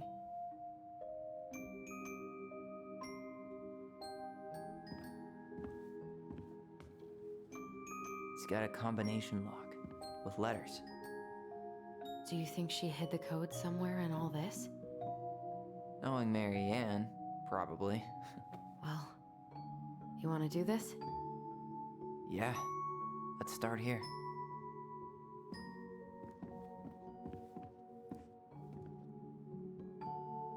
Wow, this is intense. Recognize this? Yeah, it's from the story where the goblins tricked the Mad Hunter. It looks like it, but it's different, right? Can you check the book? Goblins earn their voice? Once upon a time, in the deep and ancient forest, the crafty goblin spied on the secret keeper as she made her rounds, gathering up secrets that the animals of the forest had for sale. How? Said the first goblin. Does she get people's secrets? Do you suppose she peels them out of their heads? Let's find out, said the second. So the goblins watched the secret keeper. They watched her until the stalwart moose came to her, head hanging low. It was my fault. I chose the uneven trail I can't bear to remember. The secret keeper nodded and gazed into the stalwart moose's eyes. Though the goblins couldn't hear anything, they knew she was speaking to the moose, for the secret keeper spoke in people's minds with the gift of the voice. After a few minutes, the stalwart moose blinked. I feel lighter, said the moose. Did I give you something? The secret keeper nodded, handing him a coin. The stalwart moose nodded and plodded along the trail. He spied the goblins hiding in the woods and narrowed his eyes, for he knew the goblins were often up to mischief. Two goblins whistled innocently, and the moose was forced to carry on because they were not doing anything obviously bad. I need to know what the secret was, said one of the goblins. Let's go buy it. The goblin approached the secret keeper before she could stow away Moose's secret. We want to buy Moose's secret.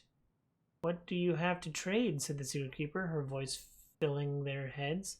The goblin produced a silver-handled hairbrush they had stolen from the princess, and the secret keeper nodded. And that is how the goblins came to know the moose's mate had tumbled down a cliffside to her death.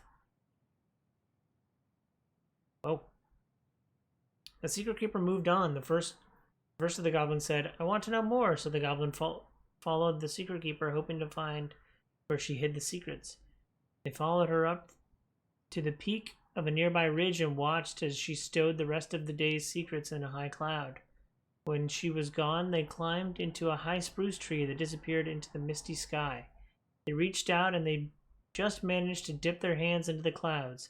Their heads were filled with memories, and they snatched their hands back as if they had just thrust them into boiling water. Tears poured down their cheeks. That was how the secret keeper found them, crying in the tree. You stole my secrets, said the secret keeper. Give them back. The crafty goblins stopped crying because they saw the opportunity. What will you give us in exchange? They asked. I will give you back the silver-handled hairbrush, offered the secret keeper. For so many secrets? Pshaw! You have to offer more than that. What if, the secret keeper said, I shared the gift of voice? The crafty goblins grew excited. That'll do. So the secret keeper shared the gift of voice with the goblins, and immediately they found they could hear one another's thoughts, feel each other's feelings. The crafty goblins gave back the secrets they had taken and ran back into the big wooden house.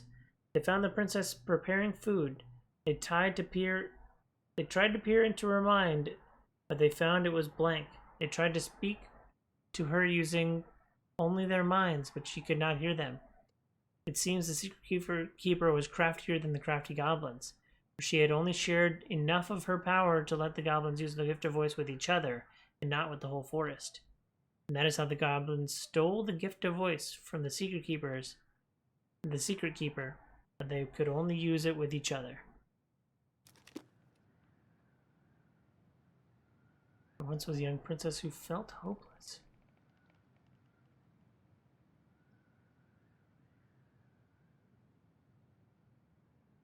It moves. Oh, some of these parts are buttons. Wait. Why do you think she added that castle in the background? See the color of the flag? It could be her mother's castle. It looks like the princess is running away from it. So, Marianne ran away from home, and she grew up kinda rich?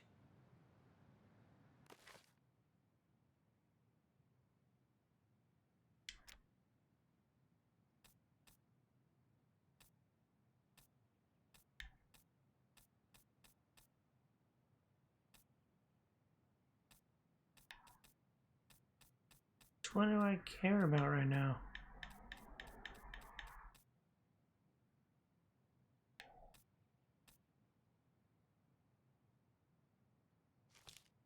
Mad Hunter gets his hand back? Once upon a time in a deep cold lake near the ancient forest there lived an old seal with a powerful witch. After angering the Ice King, she had been bound to the lake, allowed only to venture out when the moon was full, and only looking like the hag she truly was. For years she dreamed of vengeance, all alone with the deep lake among the corpses of her many previous victims. One night she woke to see a black hooded silhouette clawing to reach a beautiful gown full of stone. The human had delved far deeper into the lake than any dweller should have been able to go. His tenacity and ferociousness impressed the moon hag, and she decided he would be wasted in her statuary of corpses. She used her magic to enspell him, allowing him to breathe underwater, but so binding him to her service. You, she said, will be the instrument of my release and my revenge, for you and I together will kill the Ice King. The moon hag had never heard the Mad Hunter, and she did not know the power he wielded, but could only tell he was a hunter, and her lust for revenge blinded her to the threat he posed. She gifted him a hand of ice, which was not as nimble as a hand of flesh, but allowed him to serve her better with no hand at all. The moon hag had spent years devising the perfect plan to kill the Ice King, and years more moving all the pieces into the plan to execute it. In the meantime, the Mad Hunter served her, guarding her chest of treasures and plotting his plots. Finally, everything was prepared. The full moon rose, and the hag stepped on land, giddy at the thought she would never have to leave again if it did not please her. She brought the Mad Hunter to his post, a jagged peak of ice and stone from which he would loose the arrow that would slay the Ice King. Before she could go, he put forward a proposal. Moon hag, said the Mad Hunter, if you grow back my missing hand, I would be certain to hit the Ice King with my arrow. We will only have one shot, and I would hate to miss. You're a powerful witch, so you'd be able to craft ties to bind me to this place that I cannot break. The moon hag considered it. All right, I will grow your hand back and then bind you here with ties that will not break. She cast a spell, and the Mad Hunter's hand of ice was replaced with hand of flesh. As the witch left to complete the next part of her plan, the Mad Hunter grinned wickedly in the moonlight. After a short time, the moon hag returned, luring the Ice King into the Mad Hunter's line of sight. What is this all about, moon hag? Asked the Ice King. Many a long year have you bound me to the lake, and said the moon hag. After a long year many a long year have I been alone in the dark. That ends tonight. She cast a powerful spell that made the Ice King slow to react and then gave the signal. Mad Hunter, she cried, let your arrow fly. Nothing happened. She twitched nervously. Mad Hunter, she growled, let your arrow fly. Still nothing happened. The Ice King, meanwhile, was striding toward her, slowly but furiously. The moon hag fled, running first to the jagged peak of ice and stone where her servant should have waited. But the peak was empty. The ties had been broken, and the Mad Hunter was gone. For in the end, he was the more powerful of the two, especially once he had two hands. When the Ice King finally caught the hag, his furious voice could he heard throughout the forest. For your wickedness, you will be eternally bound to the lake. You will no longer be allowed to leave, not even under a full moon. The moon hag was imprisoned in the lake, and she never tried to escape. She never again tried to escape. This is how the Mad Hunter escaped the moon hag, and how he got his left hand back.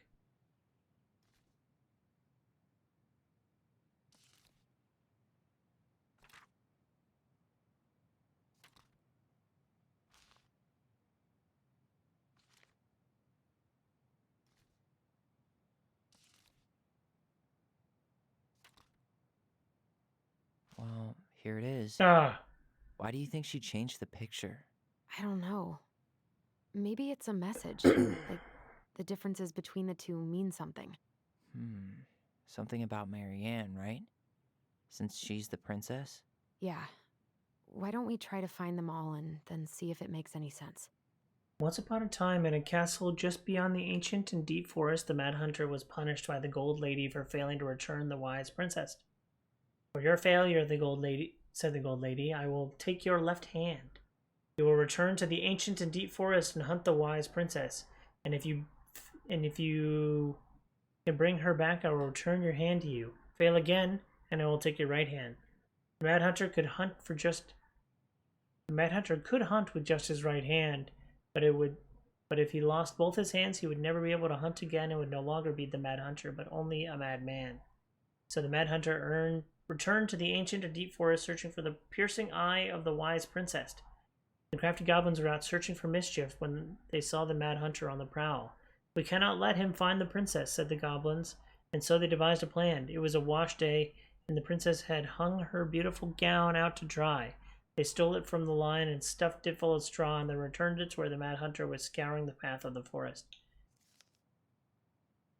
As the Mad Hunter turned down a path that would have led him to the big wooden house, the goblins danced the straw princess in and out of view in the opposite direction.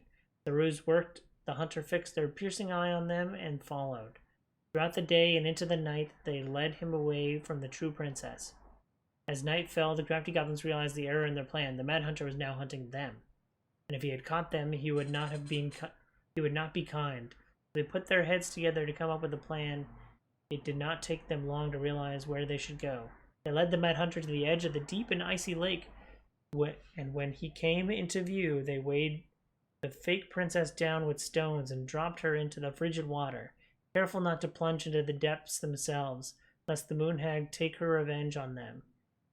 The Mad Hunter removed his clothes and dove in after the fake princess. He followed the shape of the sinking princess deep into the chilly water, down below where the ice covered the lake's surface. Finally, he caught her, but when he spun her toward him, he realized she had no head and that her body was stuffed with straw. And then he felt a slippery fin brush his shoulder as the moon hag loomed overhead. The next morning, the princess went to retrieve her gown from the clothing line and found it was gone. She immediately suspected the goblins of mischief and called, "Goblins, did you take my gown?" The goblins emerged from their cave and nodded sadly. "Now what will I wear?" asked the princess. Sad and angry, she had lost her only dress. "Let us explain," said the goblins. So they told the princess the story of the Mad Hunter and that they produced his clothing, which was a bit large for the princess but much warmer than her beautiful gown. She immediately forgave them. "Thank you, my friends, for rescuing me and for the clothing which will keep me much warmer in the winter than my beautiful gown." The Mad Hunter was forced to remain below the lake with the moon hag, but she did not kill him because even reduced to just one hand, he was too useful a servant. Lo, he plotted the day he would emerge once again, hunt the wise princess, and earn back his left hand. And that is the story of how the crafty goblins rescued the wise princess from the Mad Hunter. Okay. Okay, spot the differences. Huh. No goblins. Yeah. In the original, the goblins managed to save the princess from the Mad Hunter. So we saved Marianne from something, but not in this version? The Mad Hunter still has two hands here. So this was either before the Gold Lady cut off his other one, or after he earned it back? Which either makes it before most of the stories, or after. Yeah.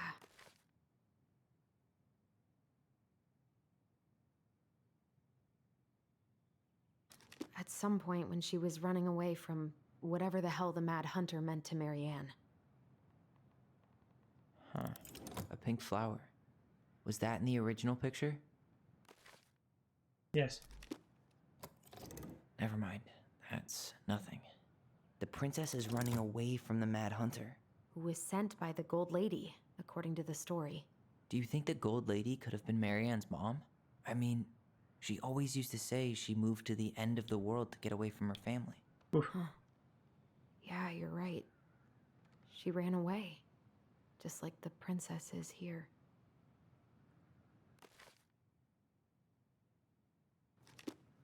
Does his smile look different to you?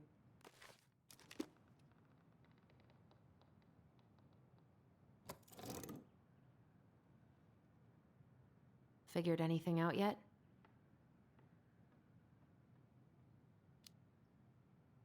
Nah, still figuring it out.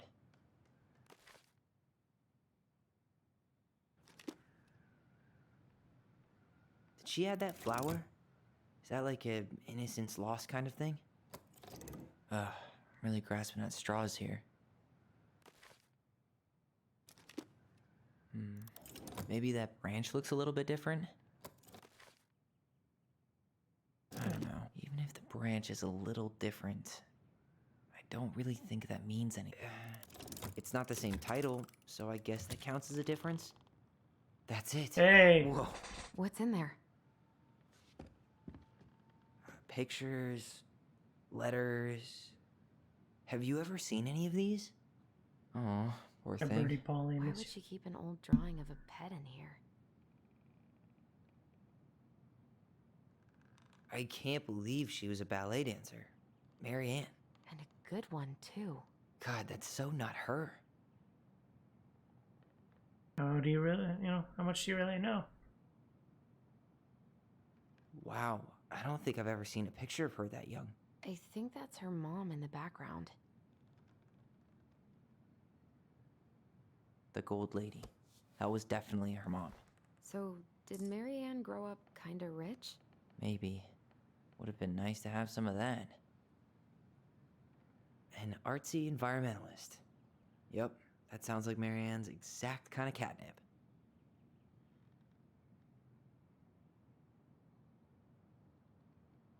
Did you know she studied engineering? No. But it looks like she changed her major to visual arts. I don't think she actually got it changed. The paper's not signed and it's all wrinkled. Like someone tried to throw it away.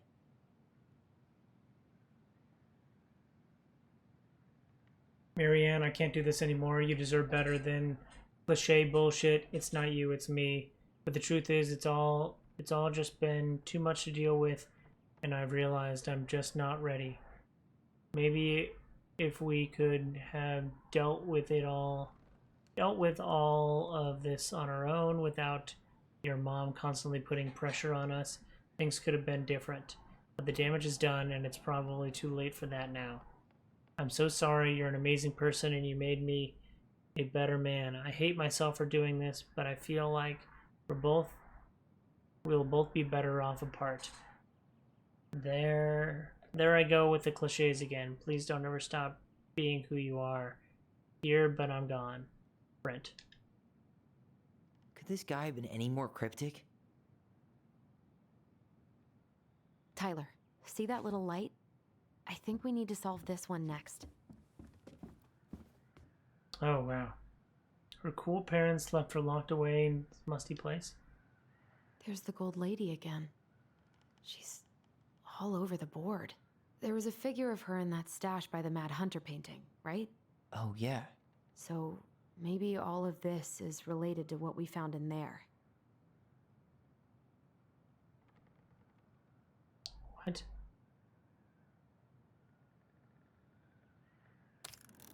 Hey, I can move the piece next to the gold lady. All these pictures. They look like images from Marianne's life before Delos, don't they? Well, some of them do anyway. Maybe that's it then. We need to figure out which ones are real? The princess dancing, playing violin, spinning wool. I guess this is stuff she did for fun? Notice how unhappy she looks in all these pictures? I don't think she was having any fun. She was an engineer. The wise princess looks like she's trying to run away. And she's being watched by the gold lady.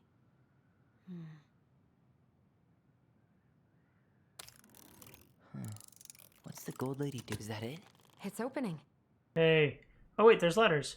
O, L. Okay. Why are these pictures from the Book of Goblins here? I don't know. What's in there this time? A house? That's this house, right? Is that Carol? Yeah, and Sam. Look at him. He's so young and happy. Wow. She worked for a watchmaker Here's in my Juneau Delos before she Crossing moved to Palace Delos. number. No, you're No interested wonder in she how was so she's selling. handy.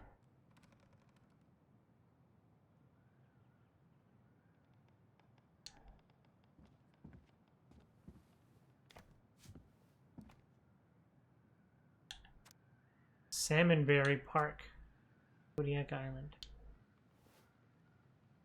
Salmonberry Park. Huh. The good Is people of that some Salmonberry kind of Park. commune? Looks like it.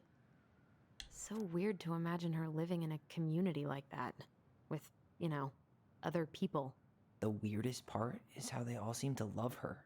Where was prom queen Mary Ann when the whole town was turning on us? Don't be a stranger. Keep on looking for those answers to the questions in your head to which you're blind. Smiley face Shelley. We miss you already, Solon Bronwyn. Sorry we're losing you to the modern civilization. We'll miss your positive attitude and your adventurous spirit. Also your wild edibles picking skills. Ha ha ha. Freddie Marcus. Bon voyage, Marianne. Rick.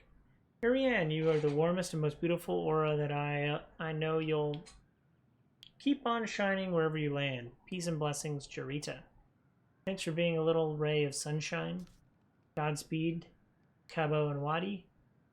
I like your picture. Love, Kamala.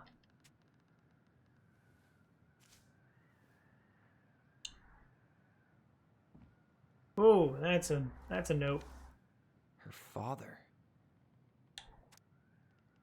96? Marianne, I hope this letter finds you, but since you don't leave any contact information, I will have to send it to your aunt and hope for the best. I am writing to inform you your mother has passed away last week. We just had her funeral reception. The house has been filled with people all day. Friends, family, colleagues, and church members. It's now 11 p.m. and I'm sitting down alone at the kitchen table, surrounded by dozens of trays of food, flowers, and sympathy cards. Your cousin 80 brought in a beautiful photo album full of our holiday pictures in the corner. You're there in all of them, but you weren't here today. We haven't heard from you in 40 years and could only hope you made it to Alaska or wherever you are, and that you and your child are both safe. Your mother had been sick and depressed for years, and you can imagine why. The pain of being shunned by your own daughter, knowing she would never get to see her grandchild grow up. It spread through her body like cancer and consumed her completely. All this suffering simply because you ran away like a temperamental little girl instead of accepting her help when you got pregnant out of wedlock after dropping out of college and without a penny to your name. She only stepped up to help because she knew you weren't ready to raise a child properly, Marianne. A mother's duty doesn't end with her children when her children leave her home. Now that you're a mother yourself, I hope you will begin to understand that good parenting isn't about coddling children.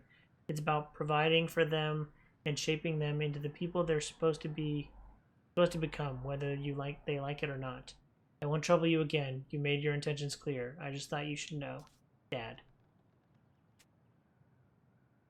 What the hell? Marianne was pregnant in 1992, before she even got here. Before us? Holy crap. Do we have a long-lost sibling out there somewhere? It's possible, but she could have given it up or miscarried. Who knows? Yeah, you're right. Do you think we could track down her father? You mean the grandfather she never told us about? I don't think I want to. You're not at all excited about having more family. You saw the letter. I don't think we want any part of that. Fine. Let's keep digging.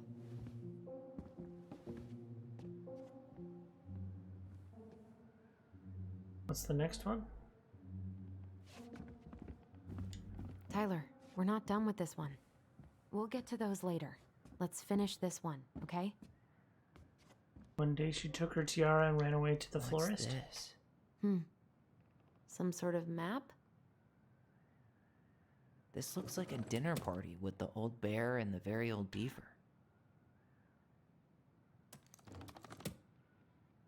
This is the princess's house. Some sort of clock? Dinner party?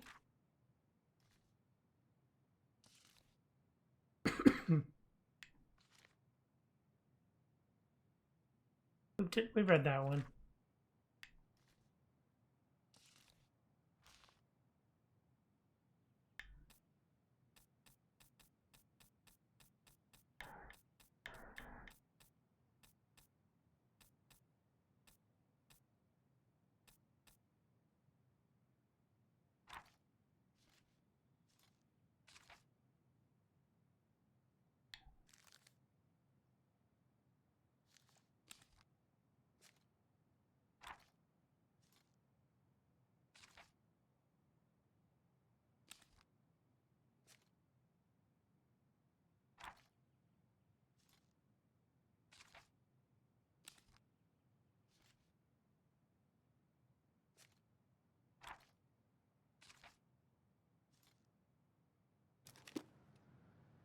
What's that plant thing on top?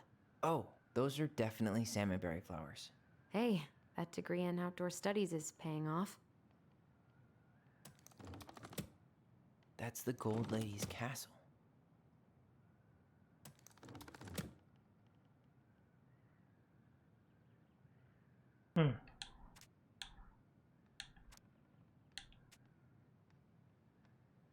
This looks like a dinner party with the old bear and the very old beaver.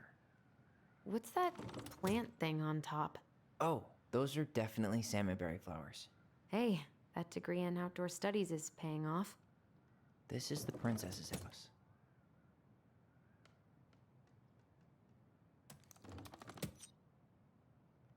This looks like a dinner party with the old bear and the very old beaver.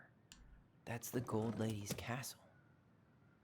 This looks like a dinner party with the old bear and the very old beaver.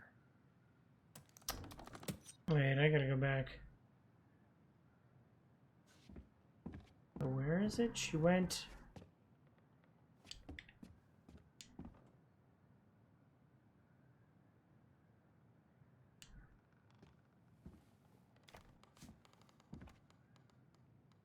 Does that have a year on it? June 92. Salmonberry Park. Huh. Is that some kind of commune? Looks like it. So weird to imagine her living in a community like that. With, you know... Wow. She worked for a watchmaker in Juneau before she Why? moved to Delos. No wonder she was so handy. Is that Carol? Yeah, and Sam. Look at him. He's so young and happy. That's the house. So she went from home to Salmonberry Park. What's that plant thing on top? Oh, those are definitely some watchmaker? sort of clock. This looks like a dinner party with the old bear and the very old beaver. This is the princess's. It seems like it's not doing anything. Maybe it's broken? This is the princess's house. This looks like a dinner party with the old bear and the very old beaver. Yes. OLE. What's in there? Another letter? Yep. Oh, wow. The princess's laws. Is this from the Book of Goblins? Not that I know of. Well, sure looks like it could be. The princess's loss. Once upon a time in an ancient and deep forest, there lived a wise princess in a big wooden house. She had made it through the woods and to the house with nothing left but the clothes on her back and a single item from her old life, a splendid tiara. She lost almost everything in her desperate flight from the Mad Hunter. The dress? The dress tore the rucksack from her back. The dress tore the rucksack from her back and shredded her dress and left a pattern of red welts on her skin, but through it all, she clutched the tiara close to her chest, fearing any misstep could cause it to fall from her arms and break. The tiara had its own spot on in the big wooden house, a pillow near the window where sun could catch on its surface to shine and wink. The princess could stare for hours at the tiara, marveling in its beauty and running her thumb down its curves. Every morning she would wake, she would tend to it, polishing its every surface to be sure it shone as brightly as it possibly could. She would pluck it up, place it on her head, and walk the woods, feeling somehow more complete because what, after all, was a princess without a crown? Every night she would place it upon its pillow and give it a quick kiss and go to bed. On her way she would pause and glance back to be sure it was still there. She hated to be separated from it, but she knew it was the safest on the pillow while she slept.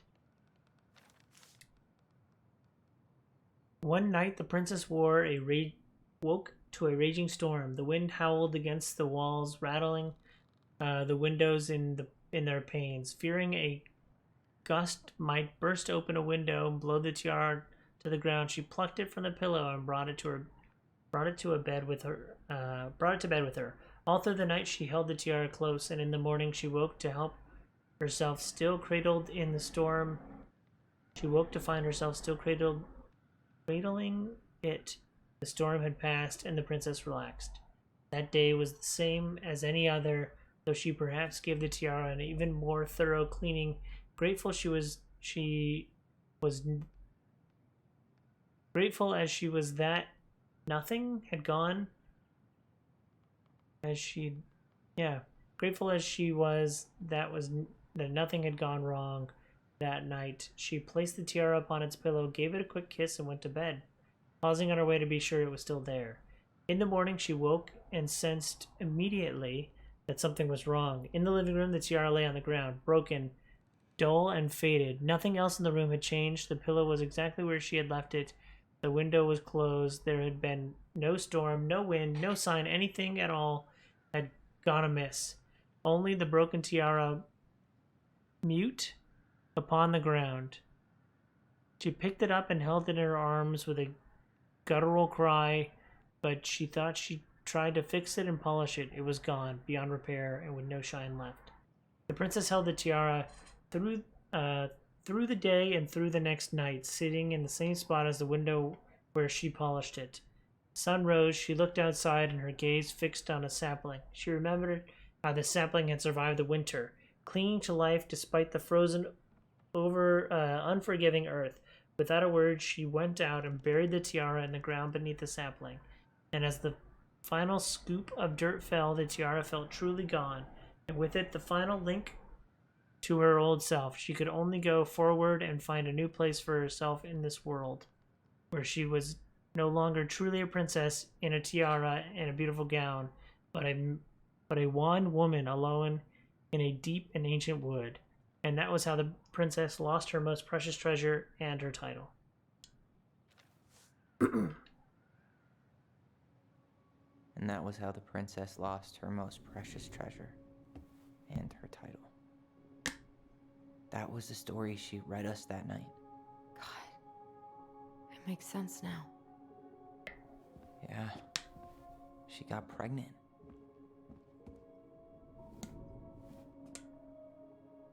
And she ran away to start a new life.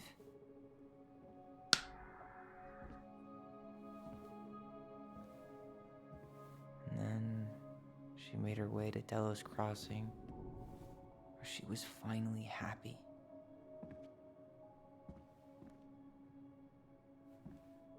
But then the baby died.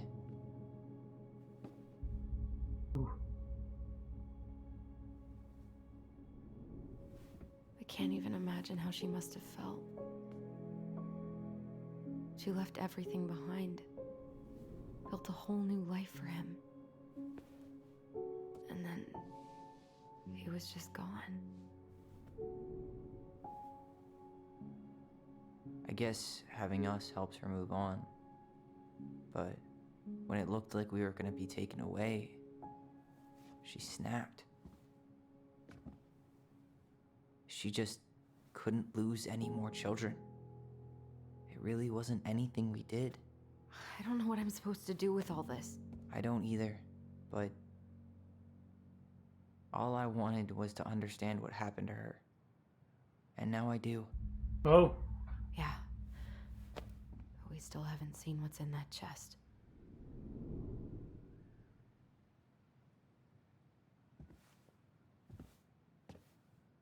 Okay, so how do we open it? All right, should be easy enough. Oh, the letters are color-coded. So L is red, O is yellow, and E is orange. So it should go L. Oh, Leo was the child's name.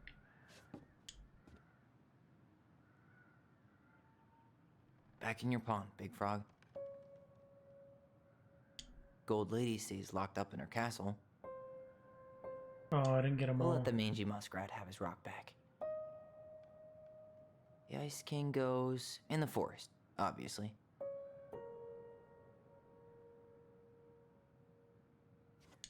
We'll get to those later. Let's finish this one, okay?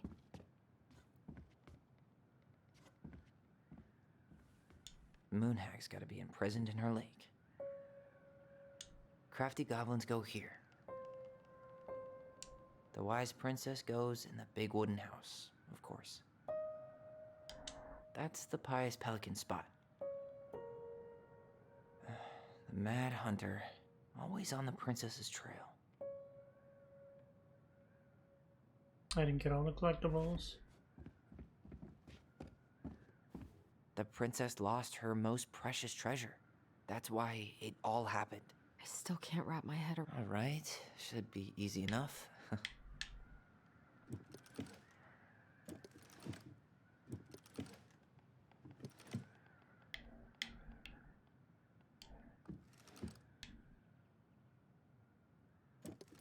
Ah.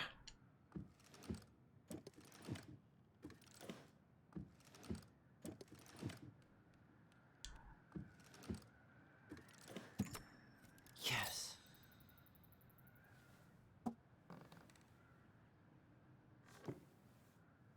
Oh, there's a secret in the lid.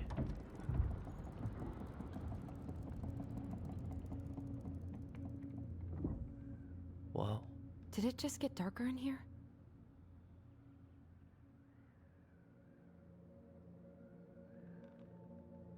Whoa! A baby blanket? Ollie. She noticed. You're Allison and Ollie. I was her son. We unite stories to understand, but what is a story without a first act?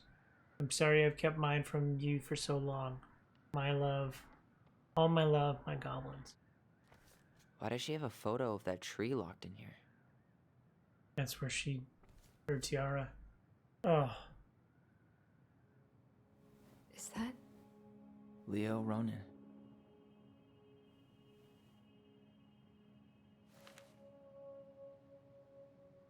Why didn't she tell us about him? Why didn't she tell us any of this? I mean, it's fucking terrible. That's why. Allie, did we do the right thing opening this? We did. It's better we know what happened, even if it's hard. And there's one more thing we need to see. Are you sure? Yes. Going to the woods? Come on. Let's go to the dock. It's time to finish this. Oh, Jesus, that was heavy. The crafty goblin's loot. That's from the princess and the two thieves. I drew the original. And I distinctly remember drawing that cake, which is arguably the best part of that illustration. All right, Picasso. Then you probably remember what the goblins stole in that story, huh?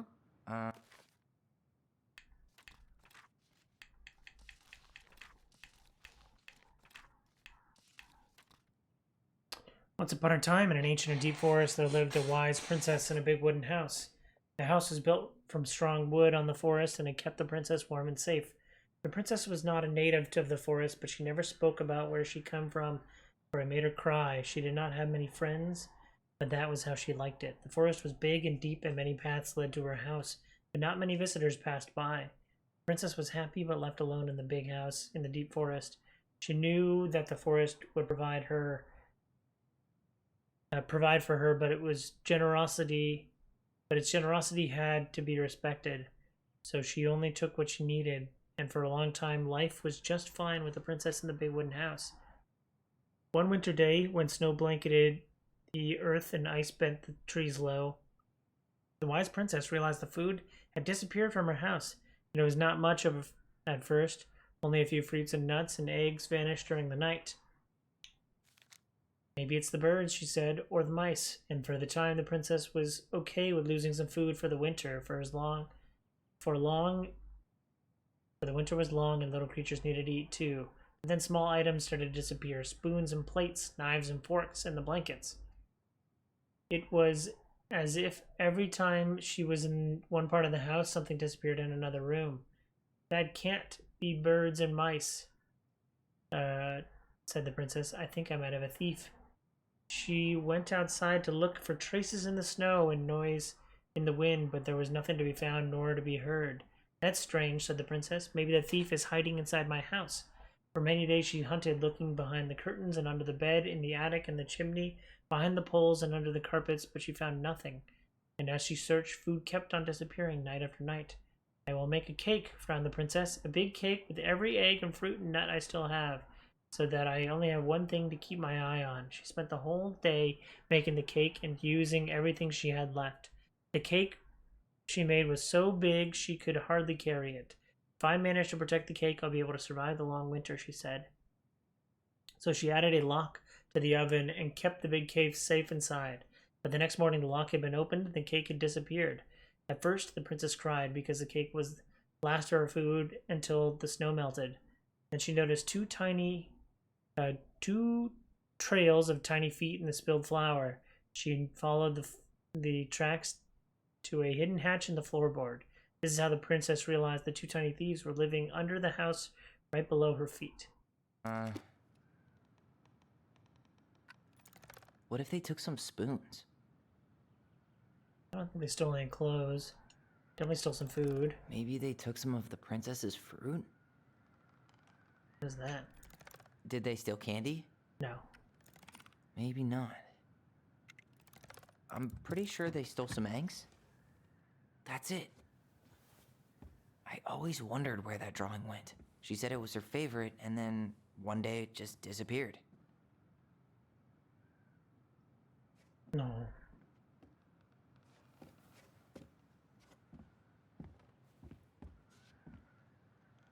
The old bear's gifts for the princess.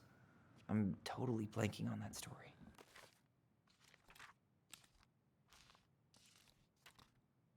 Bear and the Princess. Once upon a time in the ancient and deep forest, the old bear stood on a bank of the river, swiping at salmon on their way to the spawning grounds. Just as he'd gotten his paws on a particularly fat one, he heard a woman shouting for help. He considered simply eating his salmon, and then she screamed again, and he lumbered over to investigate. After a short walk, he found the princess clinging to the top of the tree while a wolf snarled and snapped at the base of the tree. Old Bear would normally not get in the middle of such a situation. After all, as a fellow predator, he misunderstood the wolf's need to hunt.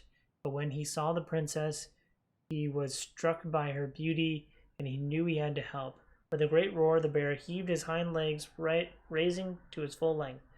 The wolf snapped and snarled in his direction, but the bear roared again, and the wolf took off into the forest, tail between his legs. The old bear fell back down on all fours and stared at the princess, regarding him. She regarded him fearfully. You can come down," he said. How do I know you didn't just save me so you could eat me yourself?" asked the princess. "I suppose that's a fair question," admitted the old bear, "but I promise I won't eat you." The princess had no reason to trust the old bear except for that he had kind eyes, so she slowly made her way down the tree. When she reached the ground, the bear only watched her, so she supposed she was not going to get eaten today. "Thank you," she said to the old bear. "Of course," he said. "Can I walk with you back to your home?" "Of course," said the princess. And so the princess and the old bear walked together through the forest back to the big wooden house. After that day, the princess would occasionally find gifts from the bear: a fresh caught salmon, a handful of ripe berries, a newly bloomed bluebell.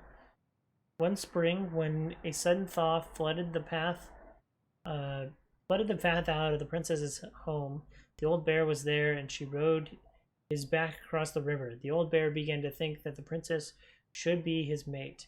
After all, she had no mate, and she needed one, and he could help her warm. He could help keep her warm and provide her much more suitable den, and catch fish for her, and protect her from wolves. She, in turn, would brush out his fur and pick berries without smushing half of them, and scratch that one part of his back that he couldn't reach. And with how she took care of the goblins, she would be an excellent mother for his cubs. One day, the old bear came with a ring of spruce and asked the princess to be his bride. "I'm sorry," said the princess. "You are a very good friend, and I appreciate all you've done for me, but I cannot marry you. You're a bear, I'm a princess. It would never work." The old bear was crushed. "Can we still be friends?" he asked. "We will always be friends," said the princess, "but I will never marry you." The old bear and the princess carried on their friendship, and after 1 year, he tried again to ask her to be his bride, and once again she refused him. This happened once a year, 1 year later, and 1 year after that, and then finally the princess said, "Old bear, you are my dear friend, and I appreciate all you've done for me, but I would sooner you have left me to the wolves than marry you, and that is how it will always be. I have my hands full with 2 goblins who live under my house. They are all I need." That wounded the old bear deeply, but it was finally enough to stop his proposals. They remained friends, and he continued to give her gifts of fresh salmon, ripe berries, and new bloomed bluebells. But the old bear never again asked the princess to be his bride, much as he might have wanted to. Oh. And that is how the princess befriended the old bear, and how she refused him. What did he give her again? Why don't we open up the book and check? A newly bloomed bluebell? A handful of ripe berries? Where's the blueberries? Some roses, maybe? No. Or not. Fresh caught salmon? Nice. Oh! Man, he had it bad. Just couldn't let go. Sorry for the note under the door like a prison inmate. You okay? I stopped by and rang a couple of times this week, but you didn't answer. I could see the light on in the hayloft, so I figured you were in, but didn't want to talk. I hope I didn't ruin everything, and I know I probably came on kind of strong, but the things is, I don't know how to talk to a woman like you. You are strong and kind, and you know so much. It's hard for me to know how to keep up. I guess all of that went to my head, but I want you to know I got the message, and I'm gonna get out of your hair now and then, and there doesn't need to be any bad feelings. We can't pass it in this. We can pass in the streets and say hello or not. It's okay. Yes, I noticed your car was leaking, so I put some sealant in there. You might need to take it to the shop, though. Let me know if you want me to come with you, because sometimes the guys try to rip you off. If not, no big deal.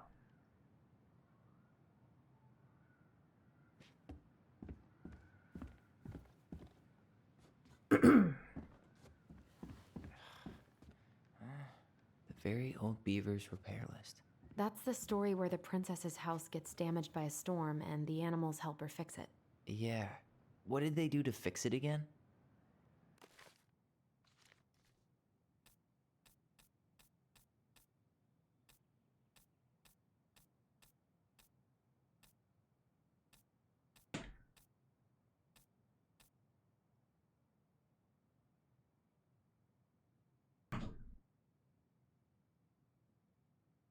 Sure.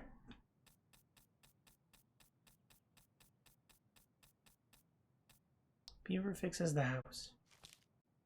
We're back and ready to start things up again. Okay. The beaver fixes the house.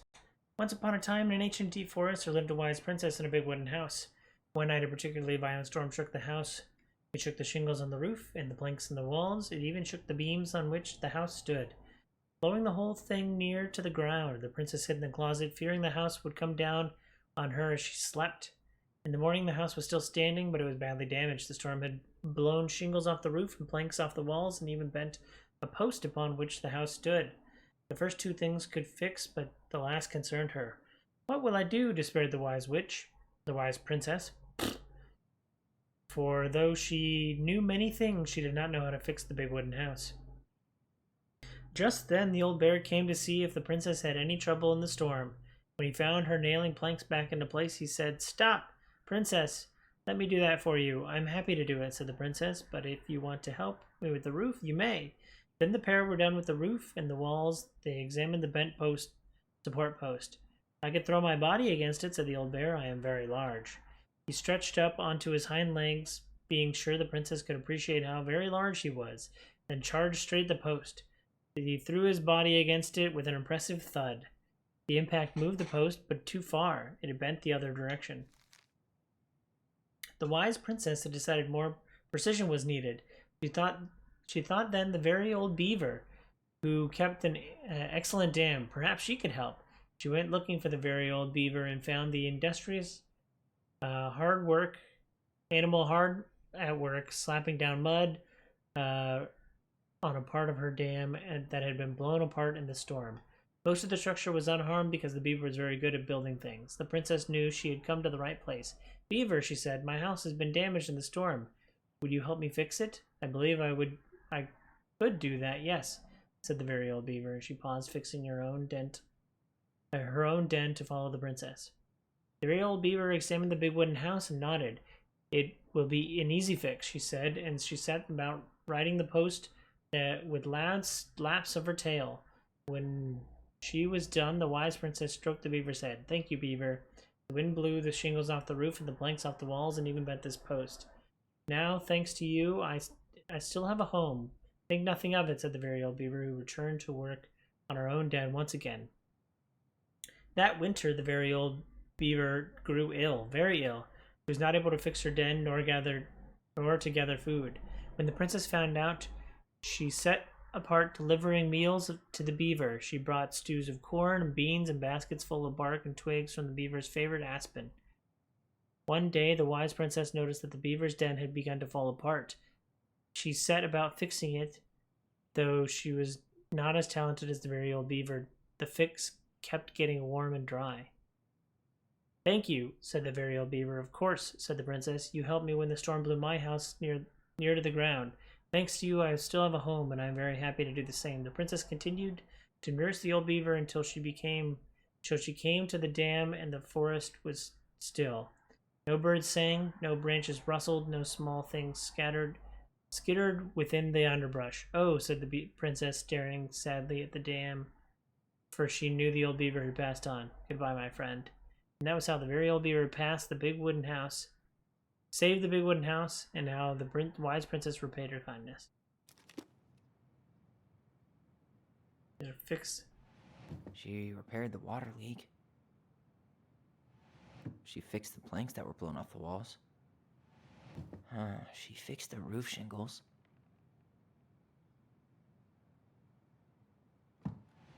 Or not. She slapped the post with her. All right. Ooh. Damn. That must have been rough on Eddie. Yeah, he doesn't really like to talk about her. Dear Marianne, you cover your ears every time I try to have this conversation with you, so I thought I'd have a better chance doing this in a letter. I know you'd like to say goodbye, so I'll keep my melancholy rambling short and sweet. I want to thank you with all my heart for taking care of me these past few months. I can't even imagine how exhausting it must have been for you to look after a sick old lady when you have 2 small children at home. I know you want me to keep fighting this disease and hoping for recovery, but it's always been a great strength of mine to know when it's time to let go. And that time has come.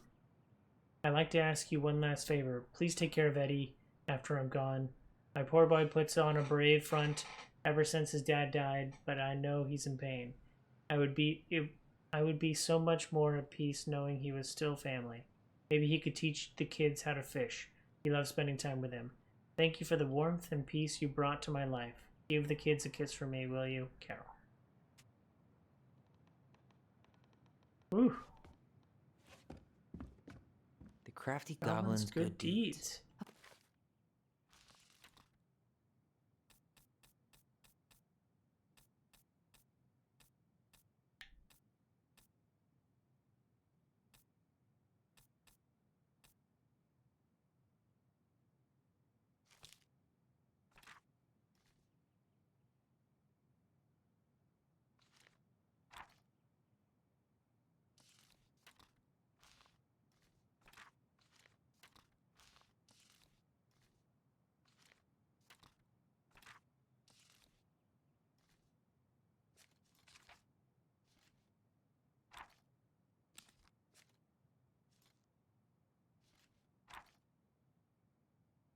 Of course.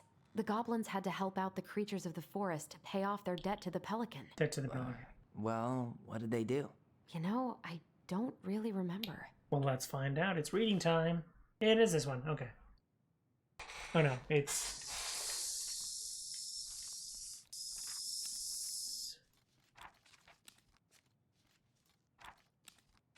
this one. Once upon a time, in a deep and ancient forest, there lived a pair of crafty goblins in a cave below a big wooden house. They lived with a wise princess who shared as much food with them as she was able. But it was never quite enough. This left the goblins hungry, very hungry, always hungry. One day, they were out foraging for food. The pious pelican landed on the rock and dumped a smorgasbord from her back, which the goblins knew was magic and never emptied. There were king crabs in red, blue, gold, and scarlet, veiny blue shrimp, pink shelled scallops, oblong brown clams, purple shiny urchins, and even one prickly red cucumber. The food was just kept coming. They watched as the pelican ate one clam and then took a nap. "Do you think she would mind if we took just a little?" asked one of the goblins to the other. "Her beak never empties. She won't possibly miss a crab," said the second, licking her lips. They were agreed, and so they crept over, finched some crabs and ran. Finched some crabs. The goblins scarfed the crabs, but when they finished, they found they were still hungry. "She won't miss a handful of shrimp," said one goblin to the other. The goblins scarfed the shrimp, but when they finished, they found that they were still hungry. "Maybe also a few scallops?" said one goblin to the other. The goblins scarfed the scallops, but when they were finished, they found they were still hungry. They went back for clams, then urchins, and finally the sea cucumber. Finally, they were not hungry, but there was nothing left. Just then, the pelican woke up. "What happened to my food?" she asked.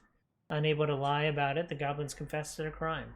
The pelican was dismayed, but she was a charitable-hearted bird and could tell the crafty goblins were growing little creatures.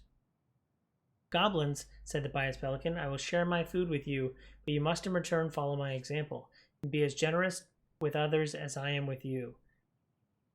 Take that to heart, and I will consider your debt paid." "But we have nothing to give," said the goblins. "You have your nimble hands and your crafty brain and your loving hearts," said the pelican. The crafty goblins realized how much they had to give, and for the rest of the day, they looked for ways to help the other creatures of the forest. They found the stalwart moose struggling with an itchy, hard-to-reach spot on his back, so they climbed up and gave it a good scratch. Then they helped the old bear, who could not get the honey out of a narrow beehive. They climbed up to the top of the tree with the hive, and then dropped it, cracking it open. Finally, they found the princess crying over a loss she would not speak about, so they wrapped their little arms around her in a great big hug, and stayed until she felt better. When they were done, they returned to the pious pelican. "Did it feel good being as generous as I am?" asked the pelican. "It did," said the goblins. "I'm glad," said the pelican. Said the goblins. "We all have problems that we can't solve on our own, but if anyone goes about with generosity in their hearts, then there is always someone on hand to help. But we all must commit to do so, or there may be no one there to help when you need it." This made sense to the goblins, and they thanked the pious pelican for her food and the lessons. Of course, by this time, they were hungry again, and there remained an ongoing problem until the day the stalwart moose taught them to fish, but that is another story. And that is how the pious pelican forgave the crafty goblins and how she taught them charity. He obviously has to scratch the moose. They gave the stalwart moose a good scratch on the back. Beehive? They broke open the beehive for the bear. And gave Mommy a hug. They hugged the princess when she was crying. Nailed it. Our lives would have been so different if their friendship hadn't gone to shit. Pelican Crossing is a specialty gift boutique located near the O'Shea's Glacier catering on Gastineau Channel tourists as well as Delos Crossing locals. We specialize in an assortment of high quality products from home accessories, handmade souvenirs to personal apparel and local made art. Pelican Crossing will be the first store to act as a relay between the buzzing arts and crafting scene and customers. In addition to a wide array of novelty handcraft products, the customer will enjoy friendly and knowledgeable customer service from the Vici store co-owner Tessa Vici and up and coming artist Marianne Ronan. This business plan is prepared to obtain financing of an amount of $20,000 to purchase inventory and to help cover expenses in the first year of operation. In year 1, the Pelican Crossing plan to break even, and in year 2, we plan to generate a moderate profit. Working on the executive summary part of our business plan. What do you think, Tessa? I've done it. Solved all your riddles. You really want to go? You sure we've seen everything? I think I've seen everything. Either way, I'm ready for this to be over. Me too.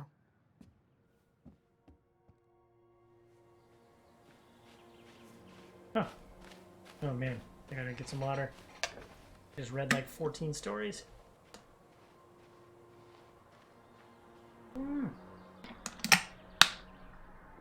Allie, wait for me. With these? No, what about this? What's this tiara? This is the spot. I can't believe he's been down there this whole time. We played Compass and North Star here. I wish she would have just told us. She tried to tell us. In her own Marianne kind of way. The stories. Yeah. What are you thinking? That we just found out we have a brother, and at the same time that we'll never get to meet him. It's a lot to process. Poor Marianne. Come on. Let's keep going.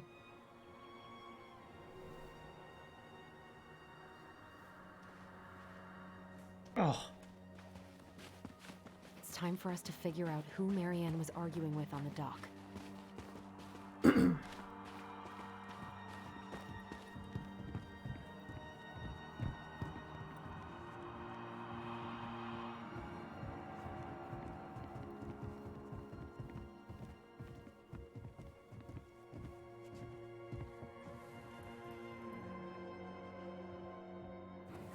Remember who you are.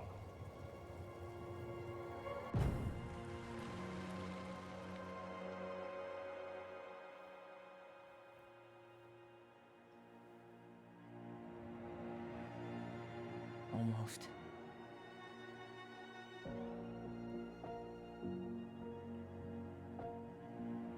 Tom.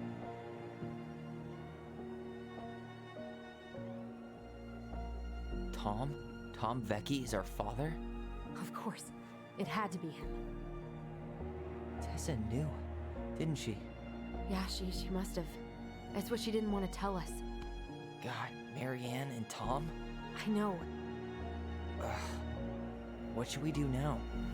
Yeah, call him out here and make him tell us what was going on. And if he won't? We know his secret. He will. Tom? It's Allison. We need to talk. We know it was you.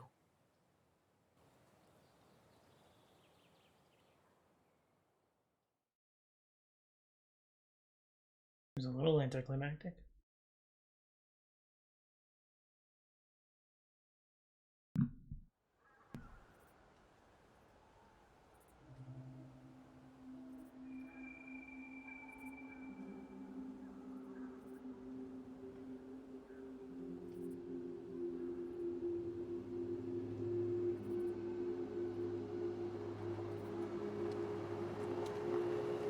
Let me take the lead on this. I know him better. I thought I did, anyway. Sure. Whatever. As long as we get answers.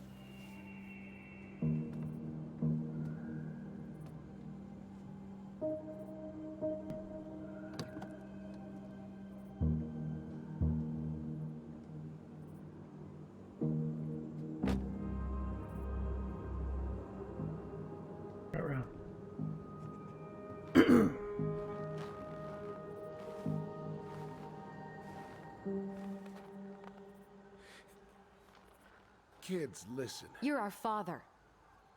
Oh.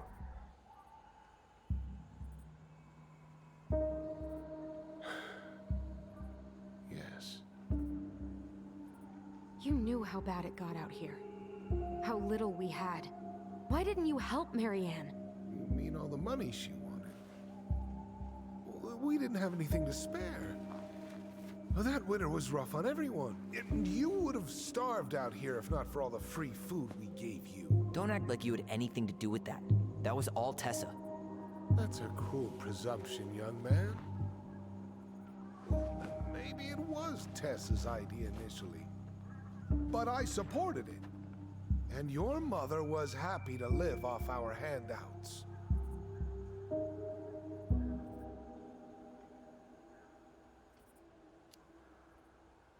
You tried to burn down our barn and knocked Tyler unconscious. I never meant to hurt anybody. You weren't supposed to be home. Doesn't excuse the fact that you didn't even stop to help. What do you want me to say? I panicked. I was terrified that this whole thing was going to blow up in my face. I had to do something.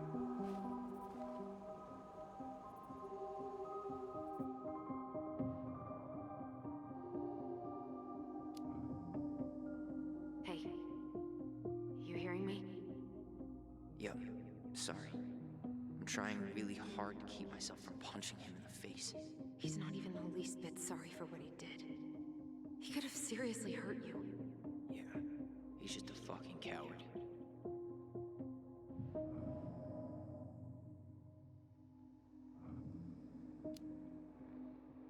You were here that night. You saw Marianne and Tyler. Why didn't you help? I know it wasn't my best moment, but she threatened my life. So you just decided to let her drown? I didn't decide anything. Everything happened so fast, I panicked.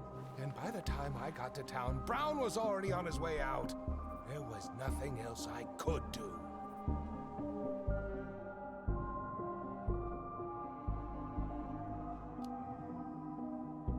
Does he really expect us to believe there wasn't anything else he could have done that night?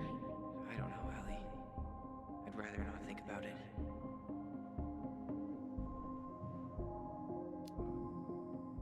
So what do we do now? We tell him he's gotta fix the mess he made, one way or another. You failed us, Tom. You need to make it right. I'll do whatever you want, as long as none of this gets out. Excuse me? You want me to pay for my mistakes? Fine. But please, Tessa can't know. This'd kill her. Tessa already knows, Tom. No. That's impossible. It never occurred to you the reason Tessa cut Marianne off was you? But she... she never said anything. Oh, Lord. You should try talking to your wife. Maybe if you had, we wouldn't be in this situation. And maybe Marianne wouldn't be dead. Oh, come on. You of all people should appreciate how troubled Marianne was. She was unhinged. Something like this would have happened sooner or later.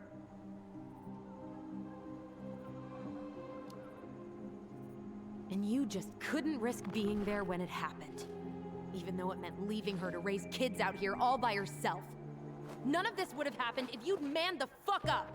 I didn't have a choice.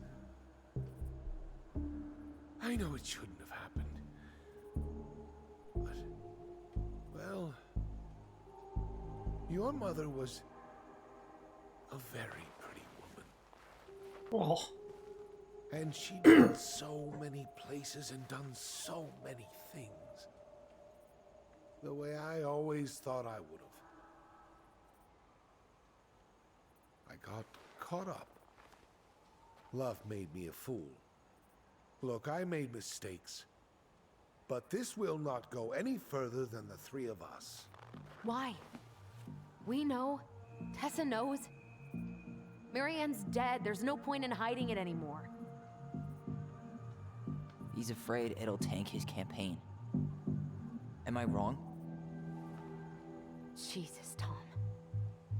I've kept your secret all these years. I don't want to go spilling it, but I will if I have to. What? Yeah. Your little story about self-defense. have told anyone how Mary Ann really died. That night, I came out here because I was worried about your mother.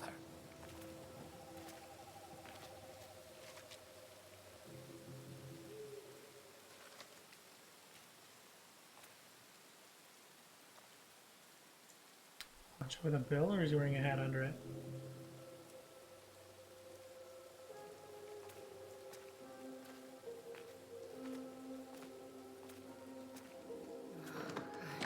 Why do they do it? They made me do it.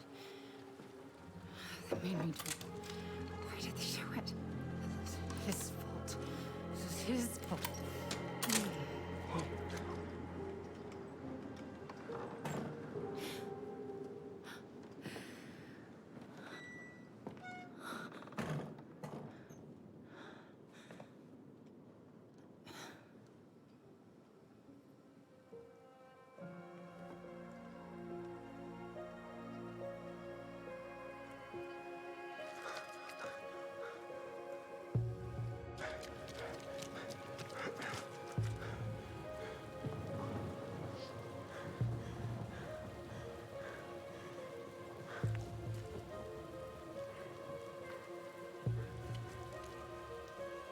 Hunter.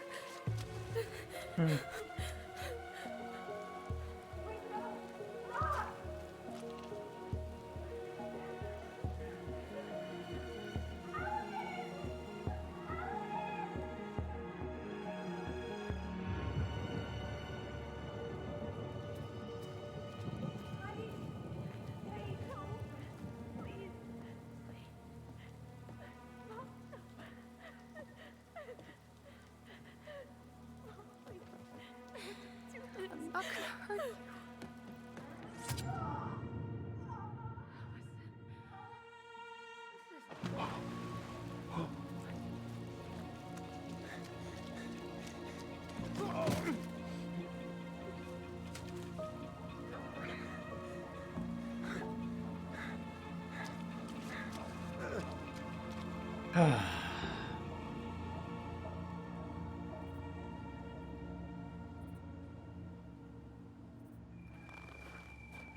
No. No way. You're a fucking liar. I saw what I saw. Ugh! You're manipulating us just like you manipulated her.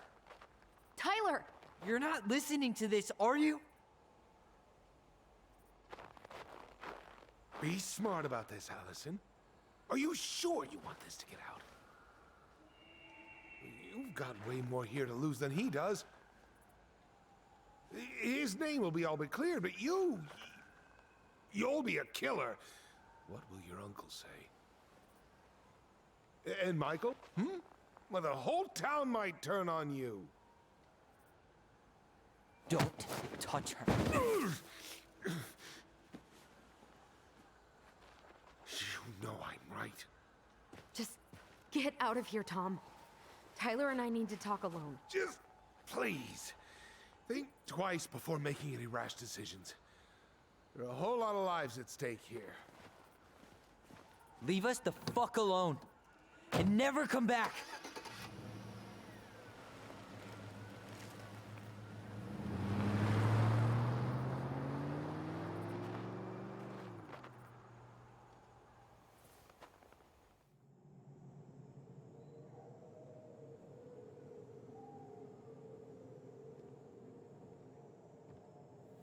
Allie, you okay? You didn't let that asshole get to you, did you? Did you? What if he's right? I've been having all these nightmares about that night, and they were a lot like how Tom said. Oof. And now, when I try to remember, that's all I can see. He's trying to mess with your head, and you're letting it work. No, it's more than that. Ever since we started digging, I haven't been able to shake this feeling like something's off. Something's off because he put this in your head. Don't let him get away with it. He might not be lying. We keep getting things mixed up. We remember totally different versions of the past. Those are just details. This isn't that. She was going to kill me. I'm not so sure anymore, Tyler. Ooh.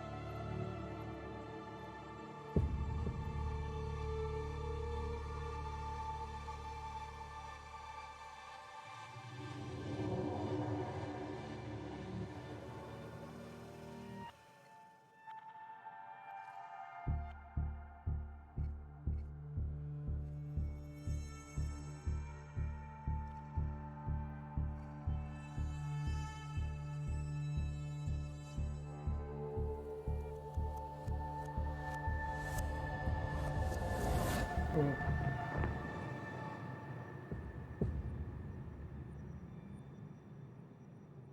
She had a gun pointed at me. She chased me. She said she was going to kill me.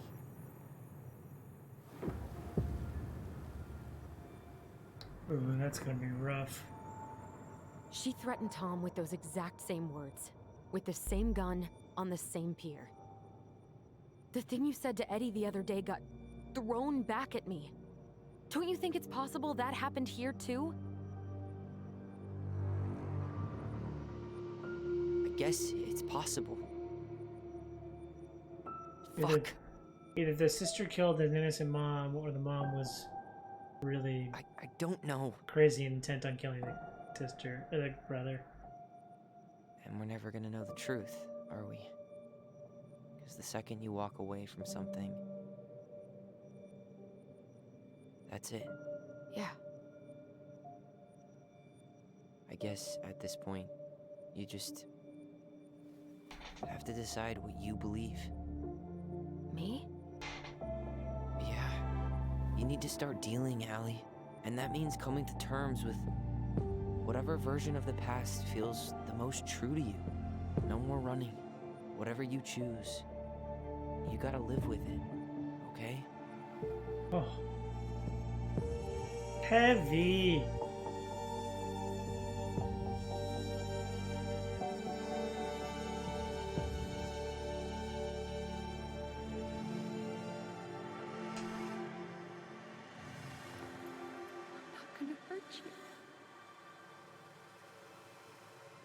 I'm going to kill you!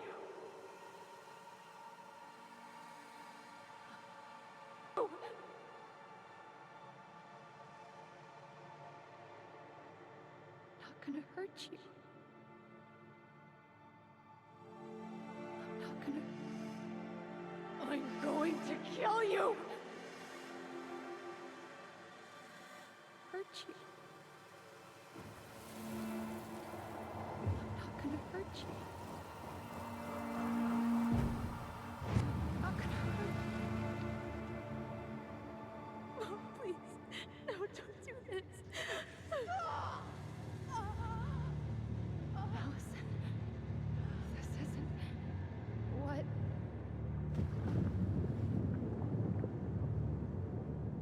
She was going to kill herself. Oh. Just herself. You interrupted her and we got confused. Are you sure? Yes. That attic. Tyler, that was meant for us. Oh shit. It was her way of explaining what she was going through. I made a horrible mistake. Hey, it's okay. I'm here.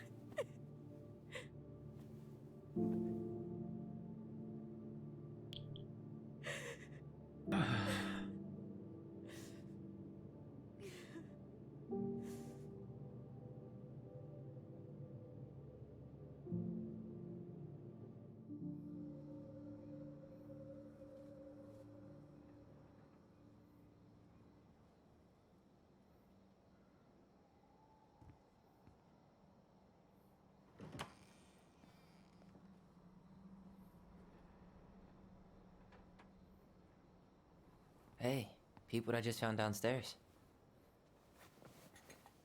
What do you think? Will it have aged well, or just gone bad? Oh, look at that mug.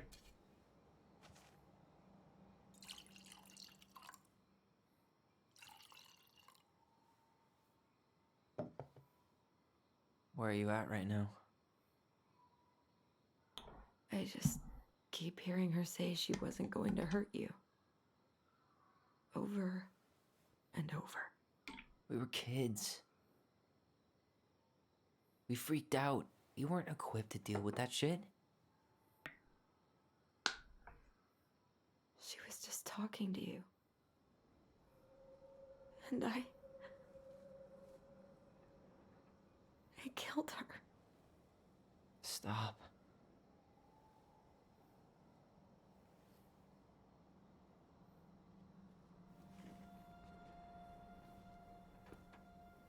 I don't want to use our voice again. Ever. What? Seriously? I don't know. But I want to stop feeling like this. And I think we'll be better off without it. This morning, I kept getting these horrible visions. Of you and Marianne and Eddie. Visions. Like our memories? Yeah, but different.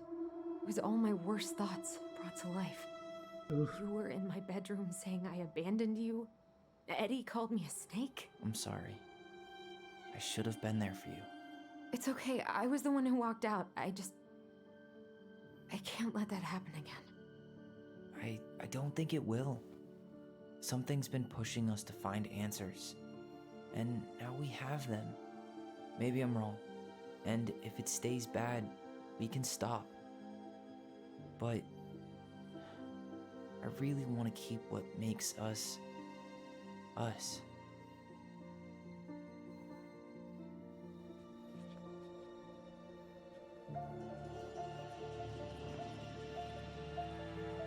The Mad Hunter was forced to remain below the lake with the Moon Hag, but she did not kill him, because even reduced to just one hand, he was too useful a servant. Oh, I read that one.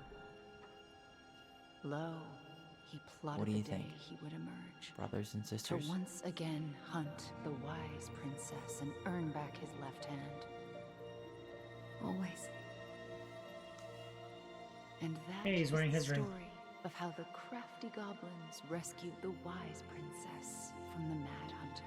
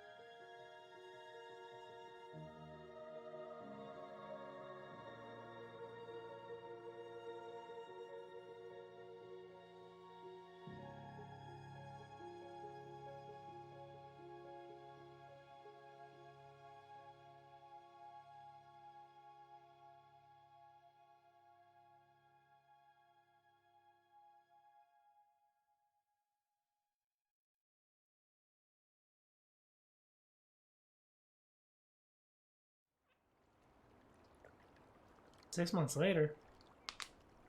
They keep the house?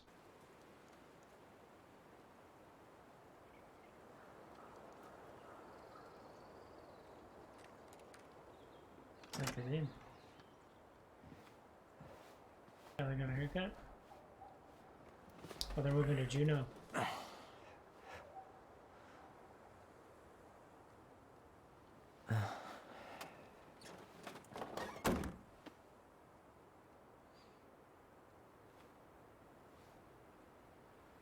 One last look.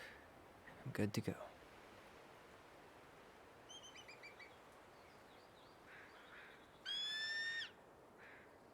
Eagly?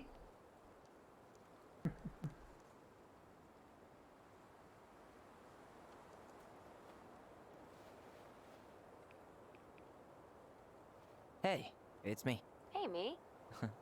House is empty. I'm getting ready to head out. So, last chance. Is there anything you want me to do while I'm in town? Listen, Ty, you're dropping off the keys with Tina, right? Yep, gonna leave them at her office on my way to the ferry. Well, that's it then. How's Juneau? Big and full of people, even without tourists. Michael's been writing up rules for the apartment. I need your support against his whole food policy. Just refuse to sign anything until I get there. Okay? Okay, but you better hurry. If he gets his way, we'll only have one small shelf for junk food. What? Heresy. I'm gonna need like twice that just for snack cakes after my surgery next month. I know, right? This cannot stand.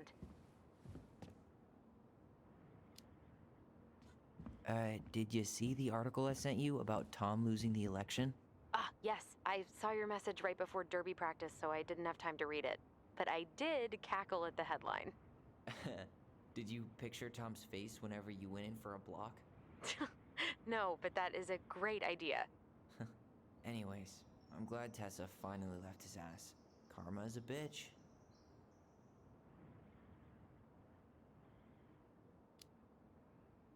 How are you?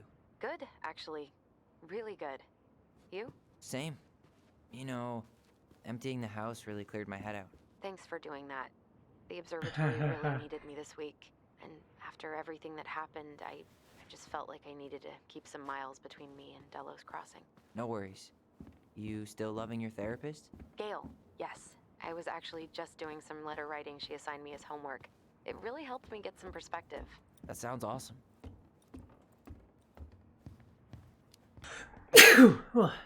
Did you see the article I sent you about Tom losing the election?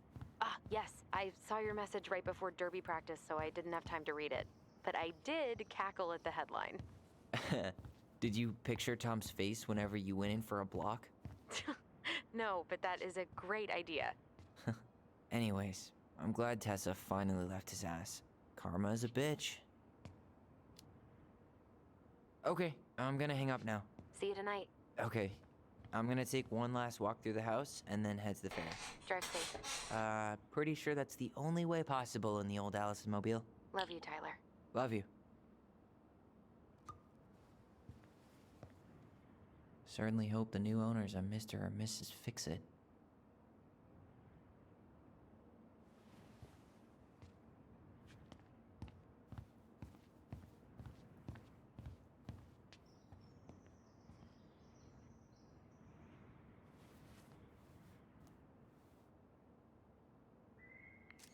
For posterity.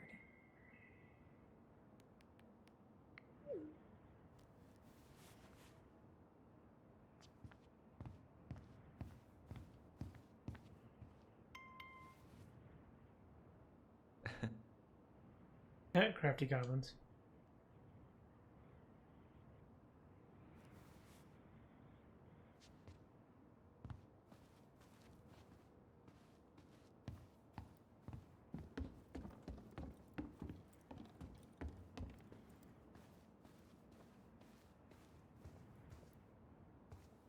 Oh, there was a note. A note here I gotta read. Huh. Well, at least she finally dumped his ass. Dear Tyler and Allison, I'm writing this letter from Juneau International Airport where I soon board a plane to Manila on a missionary assignment. I apologize for not coming in person to say goodbye, but I was called to make this decision alone and to carry it out on my own as well. I'm pretty sure you understand that sometimes we must follow without question the prompting of the spirit. I will not be coming back to Delos Crossing for some time. Before I go, there is still something I feel I must confess to you both. Perhaps because I never found the strength to confront my husband, I have never been able to forgive Marianne for her betrayal. I truly did love you both like my own children, and I always tried to forgive your mother for her unapologetic lifestyle. But when I discovered that you were the fruit of her affair with Thomas, I wanted her to suffer like I was suffering, and I brought down on your house the wrath I never dared allow to unfold in mine. I've been deeply ashamed all these years, and I'm surprised how much better I feel with it out in the open. The greatest thing about the truth is the peace it brings to your life. I hope you find it in your hearts to forgive me. You have taught me once again how to love, how love will bring you further in life, something that Marianne has been trying to show me all along. Take care of each other always. In his steps, Tessa.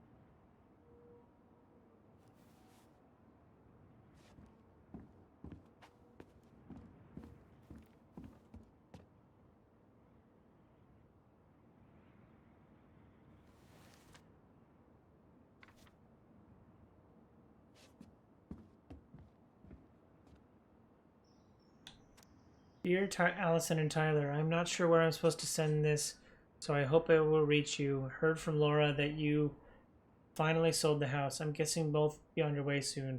I'm staying in a little cabin on the Tanaki River, and that the owner's letting me stay in if I fix his boat. It has been nice to start over, but my sponsor at AA says it's important I don't completely erase the past. Something about being a part of my history. You two have been an important part of everything, and so I hope you won't mind me writing the letter, even though the words and me sometimes get twisted up. You have been busy. You both have been busy. You both have your busy lives, but it'd be really great if we could meet sometimes. Step 9 of recovery is about making amends, so I hope that with everything that happened, you guys might let old Sam apologize for all the hurt I did. I could drive to Juneau, or you could even come visit Tanaki.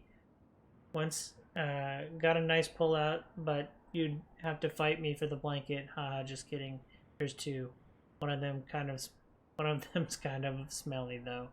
Haha, got you again. Please take care of yourselves, Sam. P.S. Got adopted by a stray mutt that hung around the docks. I named her Skipper.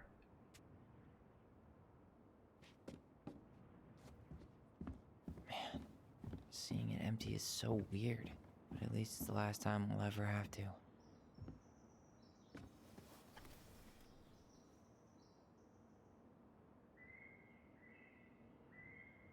Oh, that's cute.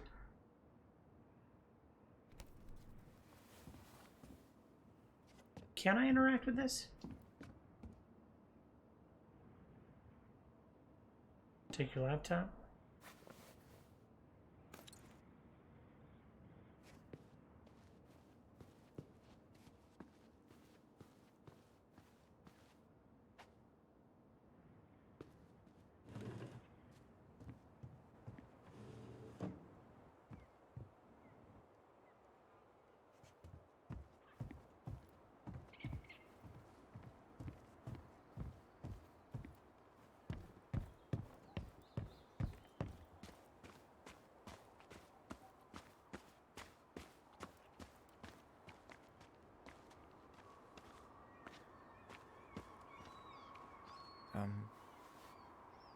I'm sorry we're leaving you alone out here.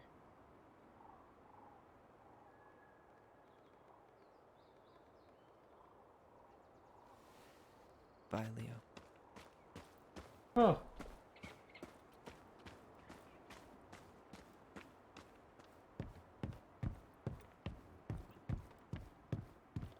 Yeah, time to move on.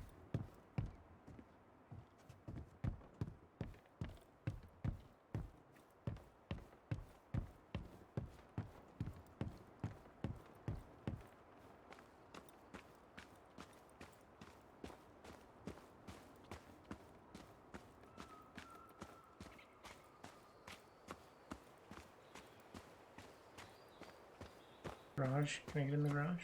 Alright.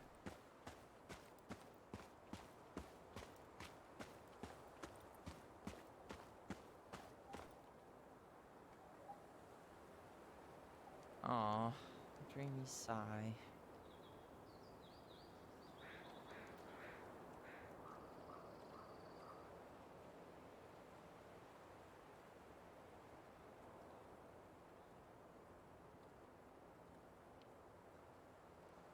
Master Chief.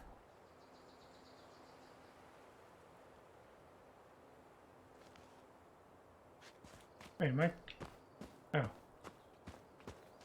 I hope the next goblin family bakes a lot of sand pies in this.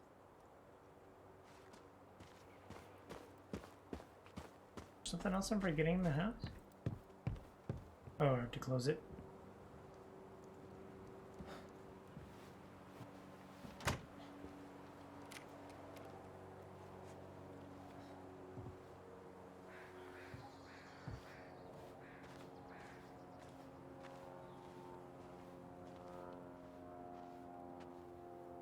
Well, this is goodbye for real, I guess.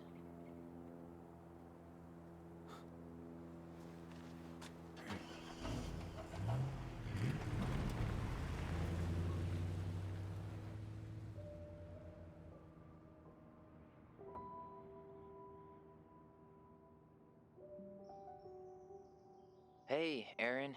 It's Ty. Tyler Ronan. Aaron. I thought I'd catch you on your break between sessions, but I guess you're going long with another rebel with too many causes.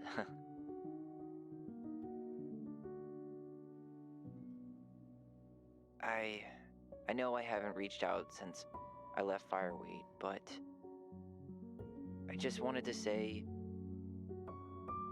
well, you were right about grief. About it going in circles. This morning, I was out on the porch staring at the fog, and my mother, she just tumbled right out of me. But it was okay. It actually felt good to remember.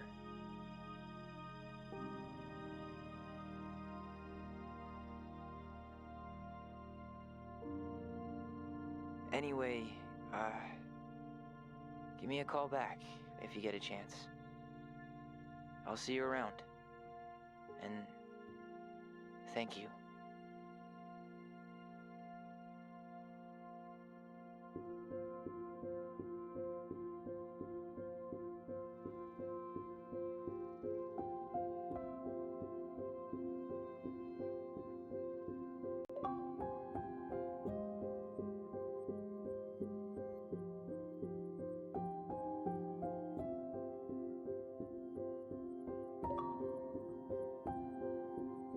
Beat the game. Hey.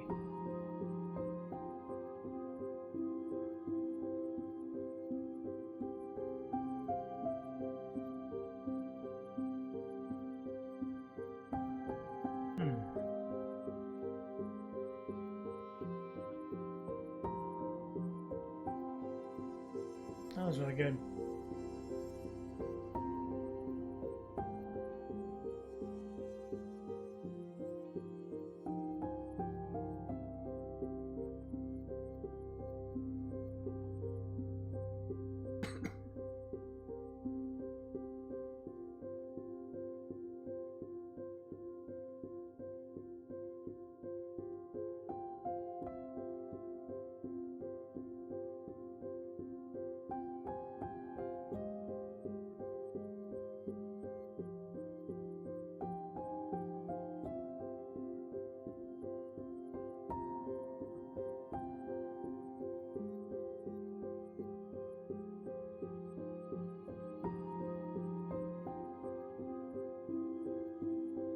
User research.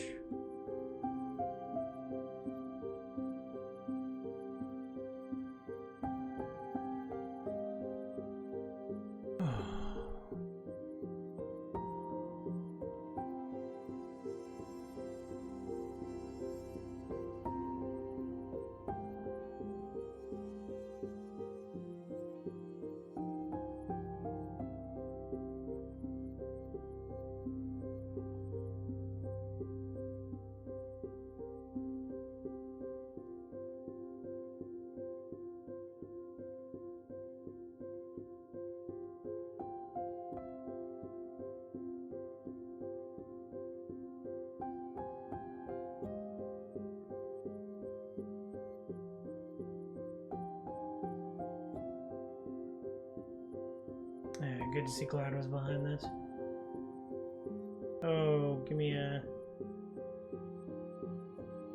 snapshot of that.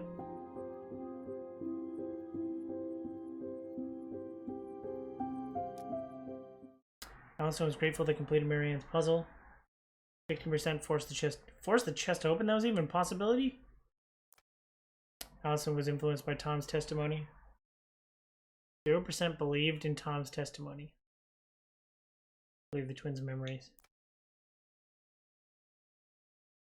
Twins trusted their bonds and kept their voice. 5% let go of their voice. 80 remained in the dark about Allison's responsibility in the murder. 67% confessed to the truth. Oh, I didn't. Sam lost his temper on Allison. 30% confronted Sam with his addiction. Listen to Sam's story. Michael felt closer to Tyler. They kissed. Yay! Anyone you know are struggling with suicidal thoughts or experiencing emotional crisis, you can find help using these resources. You matter and we need you in the world. National Suicide Prevention Hotline. Well, there we have it. Does not disappoint. I always love Dontnod games. And this was just another one I can add to the list. I really like this one. The whole murder mystery had me intrigued the whole time. The memory stuff between the twins I thought was really good. I liked the idea of the twins and talking in their heads. Yeah, I really enjoyed the game. I'm really glad I played through it. And I'm a little frustrated that I didn't get to it sooner. It's been on my backlog for quite some time, but I was very interested in this ever since I heard about it. So glad I finally got to do it. I'm glad you finally got to watch me play through it. Let me know what you think down below in the comments. I really enjoyed playing this, and so I'm really excited to hear what you have to say about it. But as always, thanks for watching. I hope you enjoyed this content. If you do, follow, like, and subscribe to me on YouTube and Twitch so you can see more great content like this. I'll have links down below in the description. Thanks again. I hope you have a super day. I hope you have a super week. And I hope you have a super day. Bye.